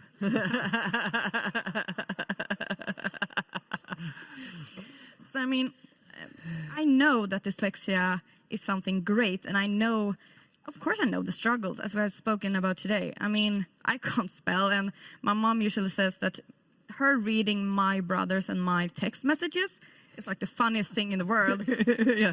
She barely understands like every second word, but for some reason, 2 dyslexics know it. And we had a discussion with youth earlier today where I told them that on my test, I don't even look at the red markings, and I don't correct them. Instead, I write at the top of my test, you know, I have dyslexia. If you can't read it, try reading out loud. That usually works. Do you? You're provocative on top of everything else. Well done. I mean, I need to have some fun as well. Yeah. So we've got a few minutes left, and I know that we're not. Some of us are not crazy about report cards, but I do want you all to tell the minister what she needs to do. 3 things. You're giving her an ABC, please, of instructions, because I think if anybody needs to hear it, it's the minister from the people who you're focusing on. Well, something that my teachers want, as I have said earlier, is information on how to deal with dyslexia, because we are different, but there are good parts and there are bad parts, as everything in life. So they need the information on how dyslexia works. Well, what is dyslexia? What should we do about it? And how do we take advantage of the skills that dyslexic people typically have? And that's an easy one, made by Dyslexia websites. Pretty good at that. But carry on, sorry. We need to get this information needs to get out to teachers. I don't know if it should be in the teacher course when you study to become a teacher, or if it should be a course that teachers take while advancing their education while they are teaching other children. But if the teachers understand what the problem is, they can solve it. But they just need to understand what the problem is. That's a very important point. And Nicole? I would like to normalize that kids or students with dyslexia still can have good grades, because they didn't want to investigate me because of my grades and told me that it isn't necessary. So, yes, something like that. Good. Daniela? Yes, I would like to see it mandatory that before every term in school that the teachers sit with dyslexic students and ask, what do you need of us? But as well as I discussed earlier, what do you need from me? Because, I mean, you can give a dyslexic child a phone and let them use their programs, but, I mean, it's still a child with a phone. So it's a give and take in this situation. I know about that because I feel like when you have had this meeting with teachers and you have told them that I have dyslexia and this is what I need, they kind of forget it to the next term. And so you have to take the fight again and again. And there are many years in the school. There are indeed. And any final word from you, Minister? Yeah, teaching skills is essential, and it is now mandatory for every teacher going through studies. And then we have some who went through university without learning about it, so we have programs for them too. But covering all of them will take time. And so that's a little bit answer to your question, Martin. First of all, I'm so impressed by you. So, and it gives me such a positive. We have moved on since the 80s when I was young. So yeah. And when it comes to changing the norm, yes. And I you know, the way we are grading, we have an F in mandatory schools today. You know, when you are almost there, you get an F, failure. So we can't have that. We need to grade, and we have to see different things, and we actually need to see the positive things. So we actually can't say that, oh, you can't be dyslexic because you have a B in a grade. You can be dyslexic and be very successful. So we have to take that into equation. And I would like to start working on the curriculum later on. It's a big thing to start working on, so I shouldn't say now if the press is here. So that's and also I think not only dyslexic students need to have a good chat with the teachers where you have a good conversation, because sometimes I think we don't get the time to ask the students, what do you need for me to succeed? Because sometimes we forget that all students want to succeed in schools. But some see it so far-fetched that they don't even try anymore. So that's why we need to have that conversation with every student. Say, hey, that's you. How can we help you? So we don't say all the dyslexics, you stay in the classroom now and the rest can go out playing, you know. so it's all students need that. So that's a very important point. Wonderful, wonderful speaking to you all. Thank you so much for sharing. I know it's difficult sometimes, but thank you, and have a wonderful career. And I'm dying to hear where you all turn up, and what amazing things you're going to do. Good luck. Thank you. Thank you. If you're dyslexic, it's kind of your superpower. It's like the way that you think. Our brains, they're wired to, I think, process information differently. It's just the way that you see the world. I don't think people do think the way I think. And we're curious, we're creative. The way I see the world might be different from somebody else, but that's valid. In fact, it's vital. The imagination, the storytelling, the communication, the empathy, all these positives. We can simplify things. We see the big picture. In a world which is pretty competitive, I think to be able to look at it differently is a huge advantage. Dyslexic minds have exactly the skills we need for the workforce of tomorrow. My spelling makes people laugh. It makes me laugh, actually. And my reading, if I'm sight reading, it's a complete joke. School was pretty difficult, to be honest. I wasn't a massive fan of the classroom. I used to always hide in the store cupboard, but fortunately my English teacher knew that that was my spot. Dyslexia can cause real challenges in traditional education. Memorising lots of facts and figures, it can be difficult. We're not teaching kids to think, we're teaching kids to pass exams. If education is a challenge for a child with dyslexia, you need to understand how to educate them so that it isn't a challenge. 1 in 5 children suffer from dyslexia. That's 20% of the classroom. And yet teachers aren't trained to recognise it. I think it's vital that teachers are trained about dyslexics. Because the world is changing, and imagination is key to everything. And there's going to be a lot of kids whose potential are lost unless we train our teachers to effectively teach them. Imagine a world where you've got, where you've got like a force of people who have this gift of dyslexia educated in a way that supports them. It means anything's possible, you know. It means anything is possible. Amari is a very impressive young man, and you have already broken a lot of barriers. Just tell us a little bit about it. So what do you mean, like breaking a little barriers? Well, you're young, and you have, you're a CEO. Yes. You are a restaurateur. You're a TV presenter. And how old are you, sorry? 13. There we go. I think you might have broken a few barriers. So I just have to... Superpower, I got superpowers. I do have superpowers. Yeah. Yes, I do. And how do you think let's talk about the positives here. How do you think your dyslexia has helped you become a really impressive kid at such a young age? My dyslexia has helped me a lot. Like, even when I'm writing books, like, I got 2 cookbooks out already, and, like, writing that, at first I wasn't too confident, but then, like, when I'm just thinking about it, and just, like, imagining what, like, I could achieve from it, like, helps a lot. Like, even when I wrote those 2 books, it has improved with my reading and my writing, and yeah, like, it has helped me a lot. Let our audience know about what the books are about. So the books are about, like, my recipes that I have created. Like, the first cookbook is called Amari's Best Bites Cookbook. Then the second cookbook is the Vegan Family Cookbook.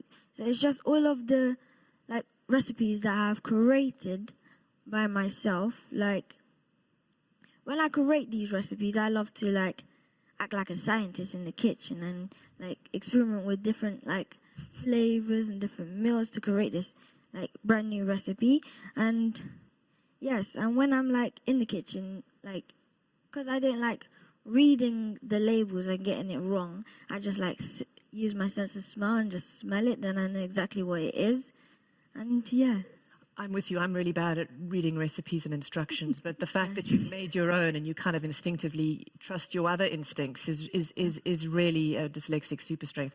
You told me a little bit earlier. What's your favorite recipe? My favorite recipe is a chickpea curry. I think we're definitely going to have to find you in London and you have to get a bowl of that. So I'm going to come to you in just a moment, but Julia, your singing was very powerful, but you also had a really tough time at school as a dyslexic. And tell us also a little bit about your story and how you landed up. I didn't have, like, any help except that I'm 35, and in my school it was like I had so many extra lessons per week that didn't help me at all because it was only doing the same thing over and over again. So yeah, it's been hard. I've been almost, like, homeless and on the street in my life. I've been in, like, addiction and stuff that people with diagnosis often, you know, it happens a lot that when you're in kind of an outcast and you don't get the right help and you don't fit in, it will be a hard way. But I recognize what you're saying, that you do everything on your feeling instead. And I guess the music, it sounds so cliche, but it saved me.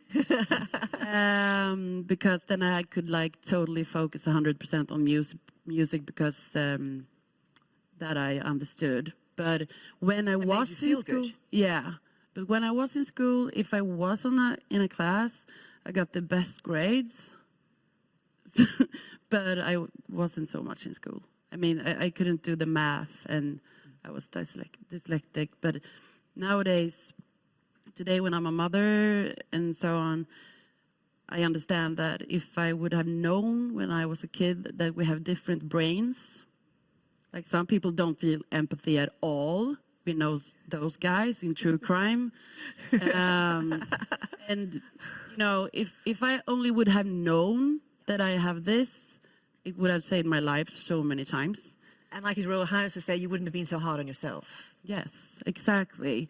But now, yeah, so I think we should, like, raise awareness that we all have different brains. It's chemistry. It's not the personality. So, yeah. And Hempus, tell us about your story. Yeah, I'm a comedian and a YouTuber, so I do sketches and fun stuff on the internet and so on. So I have done a lot of sketches and comedy bits about dyslexia, and it was appreciated because it's fun to use comedy as a weapon and raise awareness about it. Yeah, so I once saw a T-shirt that said, "If life gives you melons, you know you're dyslexic." You see, it works. You can take I'll take that one. Okay, yeah, take I'll it. do that. You can. No, but I'm really sure that I work with what I do because of my dyslexia. I have a verbal gift, and I love words. I love to write. I'm really bad at it. My scripts are horrible, and I'm really lucky it's only me who reads them. But like they talked about on the videos, it's more about the bigger picture, and I think in some way the jokes or the sketches come forward because of that dyslexia. So you think you're funnier because you're dyslexic? For sure. Much funnier. It's really fun to joke about, so yeah. Do you use the jokes to educate, or is it more about, again, the sort of self-deprecating humor? I mean, Yeah. where does it come from? No, but it depends. I use it just to do comedy overall. But when I do lectures in front of often schools and teachers, I use the comedy to teach my experience from dyslexia. But just being here today, I didn't know so much about dyslexia. I know my stuff. I know what I'm bad at and what it has given me. But after just watching this and learning about this stuff, I can take really a lot from this. And when I do lectures in front of kids in schools and teachers, they are really interested. They really want to learn. And from this, everyone needs to hear this, because when I meet people like young kids and teachers, they are really interested. But it doesn't exist any information for those people. When I'm more on the countryside, as you say it, they are really good teachers, and they are really less good teachers. But I think it just comes down to information. They want to learn, and I want to learn. I shouldn't be the one teaching them about this. It should be someone else. But right now, it isn't anyone else, so I have to do it. Yeah, fair enough. Doing a great job, man. Great. Maria, you also have had an extraordinary ability to sort of articulate who you are and influence people. Just again, tell us your story and where you've come from and where you are right now. Oh, yeah, I had actually what we heard today. It took many years before I got my dyslexia on paper. I think it was last year in high school, UC Gymnasium here, and I was 17, turning 18, and it was such a relief, but also kind of like, shh, don't tell anyone I'm going like in extra classes over here. So it was really like secret thing. So it took about 10 or 12 years after like high school and the school experience for me to actually say, yeah, I am a dyslexic person. This is my skills, and this is not so good, but you need to hire me anyway because I'm great. And actually that helped, to really be proud of it, and also to feel that it's not like you are stupid as a person, but as a public speaker and an inspirational speaker, I've been traveling around both here in Sweden and also international. And every time I go somewhere, my mom is like texting me like, "Hi dear, I hope that you have corrected your presentation, because it's very important people in the audience." And I'm like, always says, "Yeah, I have read it like 10 times. So are you sure?" But yes. And then I am on stage, and you're a big full like this, and my presentation is like here, and someone in the audience is like, "Excuse me, ma'am." So yeah. So I find like 3 spelling errors on the PPT slide over there. Like, okay, but man, come on! I'm like, listen to what I'm saying, not on the spelling. So yeah. So I think for me, it's kind of like the feeling of every time I go up on stage, like, just believe that what you are saying is the stuff, and the spelling is not the stuff. It's about trusting yourself, isn't it? Yeah. How important is that? I think trusting myself. Yeah. That, to me, like, trusting myself is really important, as, like, when I What do you mean, like, you trusting myself? Okay. So if you didn't trust yourself to come up with a really great recipe and that you knew that the outcome would taste bad because you're not trusting yourself that you're going to come up with a taste that is a good combination, even though it's kind of off. Well, with trusting myself, that's how I get these new ideas for recipes. But if I don't trust myself, my food won't taste good. Yeah. And just because I know your mum's here in the audience, and we were talking about mums, particularly, and dads. Sorry, there's a discrimination there. I would say both parents. How important has it been that you've had a mum also helping you trust yourself? It has been like great with my mum, like always by my side. Like when she was like sick and stuff, then I was trying to like get her better, and like when I started my business, like she was always there. Like she thought that, but first when I started and I wanted to go to like the business fairs and all of that, then she thought that I just wanted to like check it out and see how it's going. And then I asked her to do my packaging, and then she was like shocked, since she was like already like she was doing these talks since she's I would say she's a professional talker because she was always on stage. And then I started my business, like she put that all to aside, and then she became my manager and then started sorting everything out for me. And then I asked her for LinkedIn, and we started getting like so many other events to go to, and she was always there.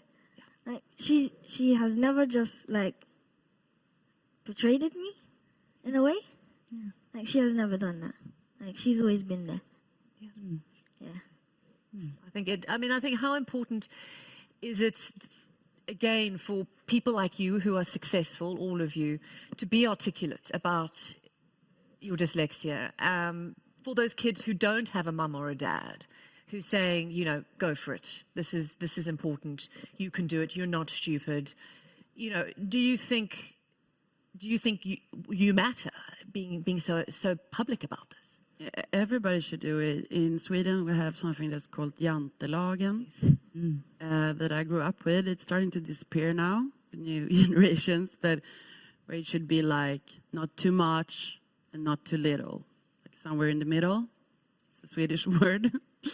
I've never done a homework. Nobody did homeworks with me, so I kind of, and when I was like on the dark side of life, I met a lot of people who were like geniuses, but they never had that support. And I've always been really like, I guess that's also my one diagnosis, but I've always said things loud. It's not because I love doing it. I think it's so important and natural to just be like, I'm like this, how are you? Tell me about yourself. Like, it's common sense. Everybody should do it, especially people who are like, I don't know, quiet, and everybody should do it. And I'm really happy that you're doing this, and the Prime Minister and everything talks about it. I think it's so important. Everybody should just talk more. Really. I don't know. And I think, I mean, you brought it up as well, Your Highness, that sort of sense that a lot of dyslexics tend to be rule breakers, or at least the bees who go a little bit further, who are sort of a little anarchistic, however you say that. There we go. And do you feel like, in many ways, there's sort of a radical gene in there that you're, that I think it worked when we lived in a cave. Yeah. I don't think that was a problem then. But it's a problem now. Maybe I was like, maybe I should try this mushroom. And the other was like, no. And if maybe I went out because it's boring in the cave, maybe I would be like, let's build a balloon. We can fly. And maybe my friend could come and be like, yeah, but I think we need food. Yeah. And I think we have to think about details. Yeah. And then it was perfect. But nowadays, we have to like change the whole system a little bit. more cave. Heavens and Maria, what do you feel about being rule breakers, Yeah. potentially being slightly, as the minister said, slightly crazy? Yeah. Yeah, I actually spoke with my old science teacher yesterday, and we had a call randomly, so we haven't talked for 10 years. And we talked about the dyslexia because I got help writing a book about it, and we talked about it. And he was so afraid that he was the teacher who didn't see this, and he was really sad about it. But he said that he was really glad because I was really verbal in class. He loved that. He loved that conversation. I was really annoying, he said. Really annoying. It disturbed class. It was a problem. But that was my way to communicating my knowledge. And that was why he could see that and actually understood it and could set a good grade on me, even though he didn't know I had dyslexia. And that's a good example of a teacher. So that is not the answer to the question you said, but it's something else. And that's absolutely fine. I'm a rule breaker. So Yeah. Came at it Rule from a breaker. completely different way, which is We absolutely just fine. ignore the questions in this panel. That's so bad. No, I actually I'll just leave you. I'll go and get some coffee. Yeah. I actually totally agree. The school system is amazing in so many ways, but also over time period, it's get better, and that's good. I have worked for 15 years with teachers all over Sweden to try to train young minds in seeing the positive skills that they have and be as far away from doing right, and actually train them to maybe doing wrong, like not wrong, but maybe like experimenting, because dyslexia people have. We talked about it in the Ernst & Young report as well, and made by dyslexia. Just made by dyslexia. This is hard in English. It's hard to say and spell with you. And like in the report, you really can see like this is the skills that the future workforce needs and are searching for. But that skills is not the skills we actually are giving space in school. This kind of skills is also matching very, very well with the entrepreneurial skills and how to train and really like train the innovation power. And every child is amazing in this. Like you have the curiosity, you have the playfulness, and you also have the urge to learn, and then you destroy it. Yeah, and then we destroy it. But that three elements is the best way to create a very good environment for people to grow and to train these minds that we actually need of the future. And I think that's very important that we are out in schools, talk about it, showing up as ambassadors, train them, make them believe in themselves really, really early on, and that books are not like always the way to go. And I really like that experience feeling of I try this, it goes in some way, and then I can reflect and try it again. So you don't have like one chance when you train your body and your mind and your skills. You have like 100,000 opportunities to make it right. But in the school system, it's like, okay, I did this test and I failed. I got 4 points of 60, and I'm like, okay, I'm dropping out of Uppsala University right now.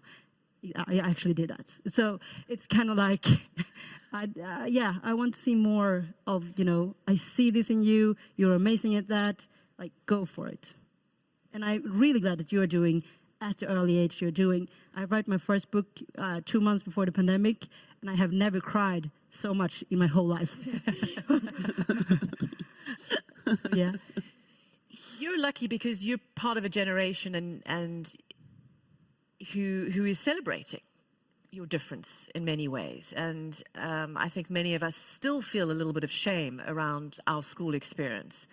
How do you think you have conversations with your friends who aren't dyslexic? I mean, do they what is the conversation you have? We just have normal conversations. Mm-hmm. Do they point it out and say you're dyslexic, or do you say, hey, you say something or you do something like, oh, sorry, that was just me being, No. For some reason, I don't tell my friends that I'm dyslexic. But when I was in secondary school, I told people I was dyslexic. But when I was in primary school, I never told anybody. Mm-hmm. Like at first, when I was in year 5, I knew I had dyslexia. But when I was in year 4, 3, and 2, I never knew I was dyslexic. I just thought I wasn't smart. Yeah. And yeah. And then... So as you go through the school system, and we've heard in England how there's a lot of standardized tests and stuff, how do you feel as you hear about sort of what's ahead of you, where you know you're already a CEO and a presenter and a, you know, super recipe maker? How do you feel about doing the GCSEs, for example? Well... Do you think they should be banned, cancelled? They shouldn't be cancelled, because they're helping some kids. But with dyslexic kids that don't, like, get what they're trying to say, why they're giving you a test to do to get to secondary school, or if you're already in secondary school and they're giving you like these exams to do, like they just need help. Like with kids, they think that they have a disability. Like I thought I had a disability, but it's not a disability, it's just a learning difficulty. Yep. And yeah. How much do you look to the future? We've talked about future jobs, I mean, and future problems. You've got climate change, we've got what's happening now geopolitically, we have, you know, real issues around skills and stuff as well. The world is in such a period of change. How important is a dyslexic ability to be sort of a futurist, to leapfrog over some of these real problems and create a vision of something that hasn't even been articulated yet? No, I think this is why it gives me so much hope with this, with hearing all the stuff that people realize now that dyslexia actually gives you like a superpower, because it's especially exactly those things people are looking for in the future. And as you say, with AI and everything that's coming, and we're going to need so much more of the creative part, the things we talked about today, and that's what gives me hope about it. And I after today I see really bright on the future. We're going to fix this with the school system, the grades, all that stuff. I think we're going to sort it out, but after this I see it like a bright future actually. Yeah, I totally agree. I was changing my LinkedIn status a couple of weeks ago, where when the skill sets come up, and I got really positive feedback. And I have been an entrepreneur for like my last step from, like when you say like, "Oi, I taken the student," you say in Sweden. Yoo-hoo, yeah, exactly. Like, yeah, I made it. I survived. Like how many years in school? I don't know. And then I started my first company, and the creativity into being an entrepreneur and living and working as an entrepreneur has been great for me. But after the pandemic, I lost like 90% of all my clients, like in 2 days when the pandemic started. And my mom was like, please, Maria, can you just take a normal work? Please, can you just be normal? And I was like, yeah, I can try that. And then I didn't do it. I wanted to like continue, just to psych myself out during the pandemic. And then after I met Ernst & Young and we had like the panel with the foundation and the report, I fell in love with the report, and I took it with me to a job interview. And we were talking about it, and I showed it, and I got to work after that. So yeah. And the CEO actually asked me after the interview, so what do you need to really thrive in this role? Because I believe in you, but what do you need? And I said, I need a person who I can call or email, and that person should like have a full-time job just to correct my texts. He was kind of like, yeah, I can make that happen. Fantastic. Yeah, and he was like, are you sure it's full-time job though? Like, maybe 20%. Well, that's why I married my husband, because he does that for me. Yeah. Perfect. This is the most important. I was looking for my first employee now for doing just YouTube stuff, and I got a dude with really, really bad dyslexia, and he's amazing. He writes funnier jokes than me, so I actually think dyslexia has that superpower. So I got him. So we're both now writing scripts as two dyslexics in one office, and it's really, really bad spelled, but he's the best employee ever. So yeah. And you must laugh a lot. Yeah, we do. At the spelling. I think the future is like a good company is only communication. People are not that good in communication. But if everybody knows how they are, it's easier to communicate. It's not really a big deal. Like, I have friends who are like my opposites in autism and stuff.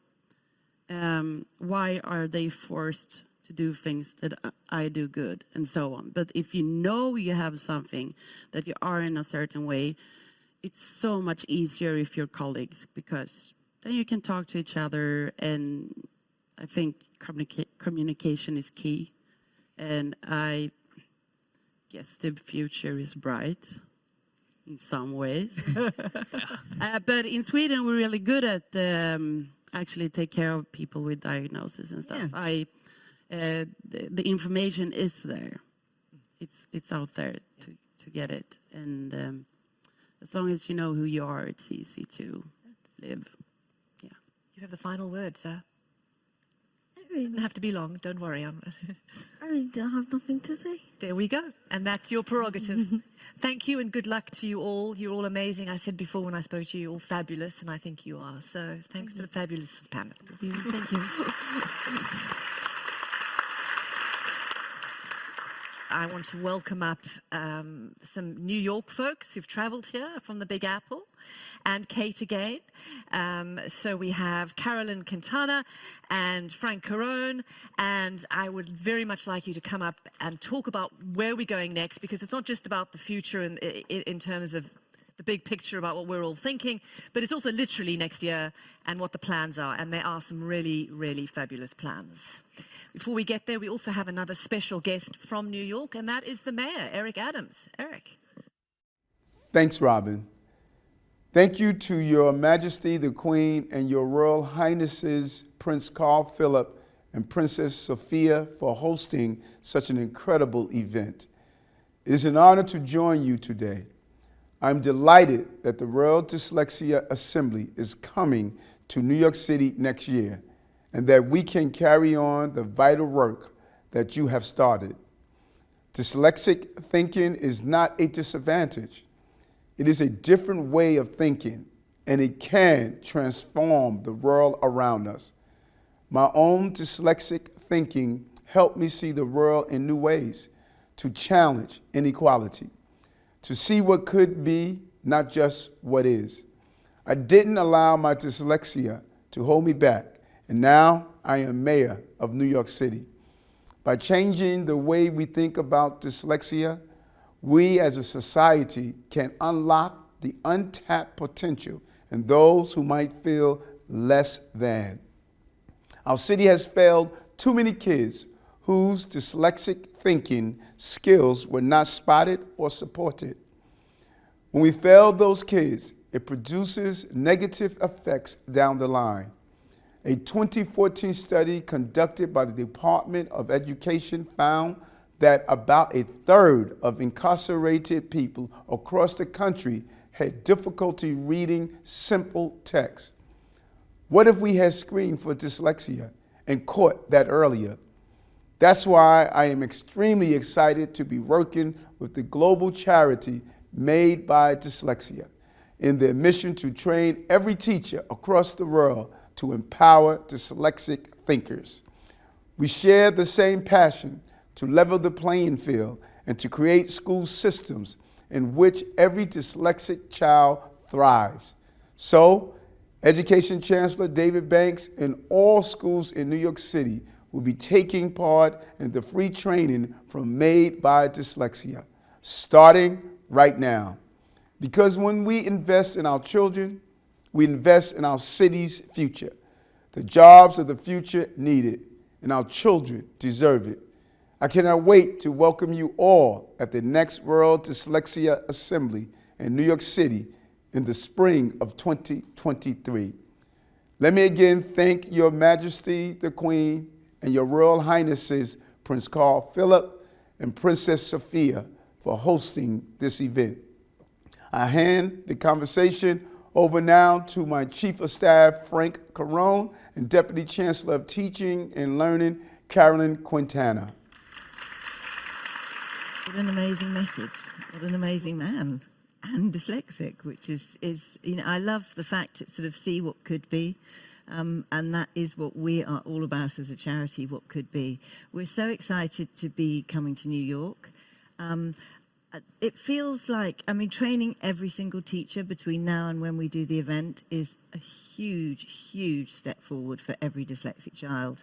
And Frank, it feels like there is this real energy and sea change and coming together of minds. Tell me a little bit about the mayor and his views and why you think this is happening. Well, just for starters, like Her Royal Highness Princess Sophia, when I watched the mayor on the campaign trail and I got to know him a lot better through his struggles. I knew him for many, many years professionally, but not about his struggles as a child and as a young adult. And when he shared the stories of his dyslexia and how he, when he entered college, couldn't get past a D grade, and he felt a low self-esteem. We've heard some folks say that today. And he overheard someone speaking in the library, and he realized he had a learning disability. At least that's how he described it. And he did some research, and he found out that he was dyslexic. Once he diagnosed himself and he got the proper training, he went from being a D student to being on the dean's list. And that story inspired so many people on the campaign trail. So I learned about dyslexia slightly there, and thanks to a member of the state legislature who's with us today, Assemblyman Robyn Carroll, who asked us to join today, introduced us to worldwide dyslexia, and I got to meet you, Kate. My education has become incredibly focused, and our administration has taken this at the highest priority. That's amazing, absolutely amazing. And Carolyn, there are 100,000 teachers in New York City. It's amazing to be working with you to make this happen. How do you feel about this change and what it's going to mean? I'm excited. I'm thrilled. This is the right time in New York City. We have a new mayor who campaigned on really wanting to make sure that every child in New York City can read and receives the support that they need. And so, the training is accessible. It's absolutely doable. We want to make sure that every single teacher starts with at least the Made by Dyslexia training. I'm here with a colleague as well, our Executive Director of Literacy and Academic Intervention. And part of what we want to make sure that we're doing is to provide those opportunities to all children. So making sure not only opening new schools that will address the needs of dyslexic students, which is something that we'll do in this coming year. And so when you come to New York, we'll actually take you to tour those schools. But also making sure that across our schools, our teachers have the tools, they have the knowledge, right? We talked about, or you heard folks rather talk about this morning, about making sure that there's an awareness first of what dyslexia is and what needs to happen. I think I heard, Martin, you talk very specifically about infrastructure, right? Making sure that everyone, these pieces are in place. And so that will take time, and it's something that won't happen right away. And we don't have, unlike the minister who mentioned that, here, all of the teachers who come out of college have received that type of training. We have not. And so that's something that we will need to campaign for as well, and we'll need to make sure happens, but we'll start now, and we'll start with this training. And the really exciting part is that typically in New York City, the mayor and the chancellor have to negotiate. Our mayor and this chancellor are both, they're completely aligned. And so anything that I want to have happen is going to happen. And part of what we're really excited about is that this is going to happen. This is a mayor who said, I will get things done. And this is something that's going to get done. So we're really, really excited to have you come to New York and really see that in motion. It's a dyslexic trait, you see, getting things done. It's the urgency of moving forward. So, we are so honoured to be working in New York because they do say, don't they, if you can make it there, you can make it anywhere. But certainly for the changes that we'll be able to make in the US from that, I think will be absolutely fantastic.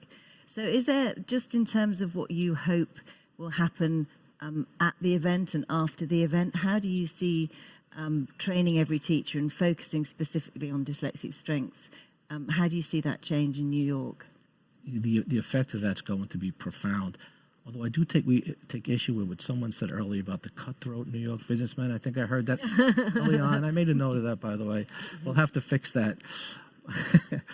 But yesterday, the mayor gave his State of the City address at the majestic King's Theater in Brooklyn. and he discussed many of his initiatives, including education. And one of the things he said was that he arrived at many of these initiatives, we have arrived at many of the initiatives through listening. And we heard a lot today about empathy. So that wasn't just a speech. The mayor is an extremely empathetic person who listens. And that's why he came up with this phrase that there are many rivers that feed the sea of poverty and violence. And we have to dam each and every one of them. So without dyslexic screening, in at lower levels of education, and if the students have this sense of failure or low self-esteem and take a different path, it will lead to continuing poverty and violence. And regrettably, we just had a recent study that shows almost 48% of the incarcerated young men and women dyslexic in prison. So if we screen that earlier, ipso facto would mean we'd reduce the incarcerated individuals. Yeah, fantastic. It's absolutely the thing to do. And I think the wonderful thing about the World Dyslexia Assembly is it is taking powerful, influential, passionate dyslexic people to drive change so every child gets what they need and every employee in the workplace gets what they need, and dyslexic thinking is empowered absolutely everywhere. Well, we wouldn't be here if it wasn't for the amazing event that Sweden has enabled us to put on today. So in a sort of virtual handing over of the baton, so to speak, I'd like to welcome Kim to the stage, please. Okay. Thank you. Thank you so Amazing. much. We invite everyone to New York next year. Your Majesty, Your Royal Highnesses, please, we'd love for you to attend, and hopefully we could be just as successful. Thank you. And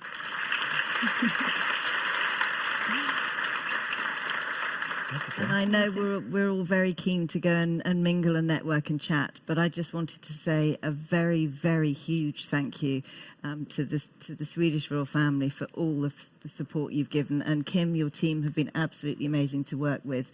And last but not least, thank you so much to Microsoft for actually funding this event today. Thank you so much. Thank you. Thank you.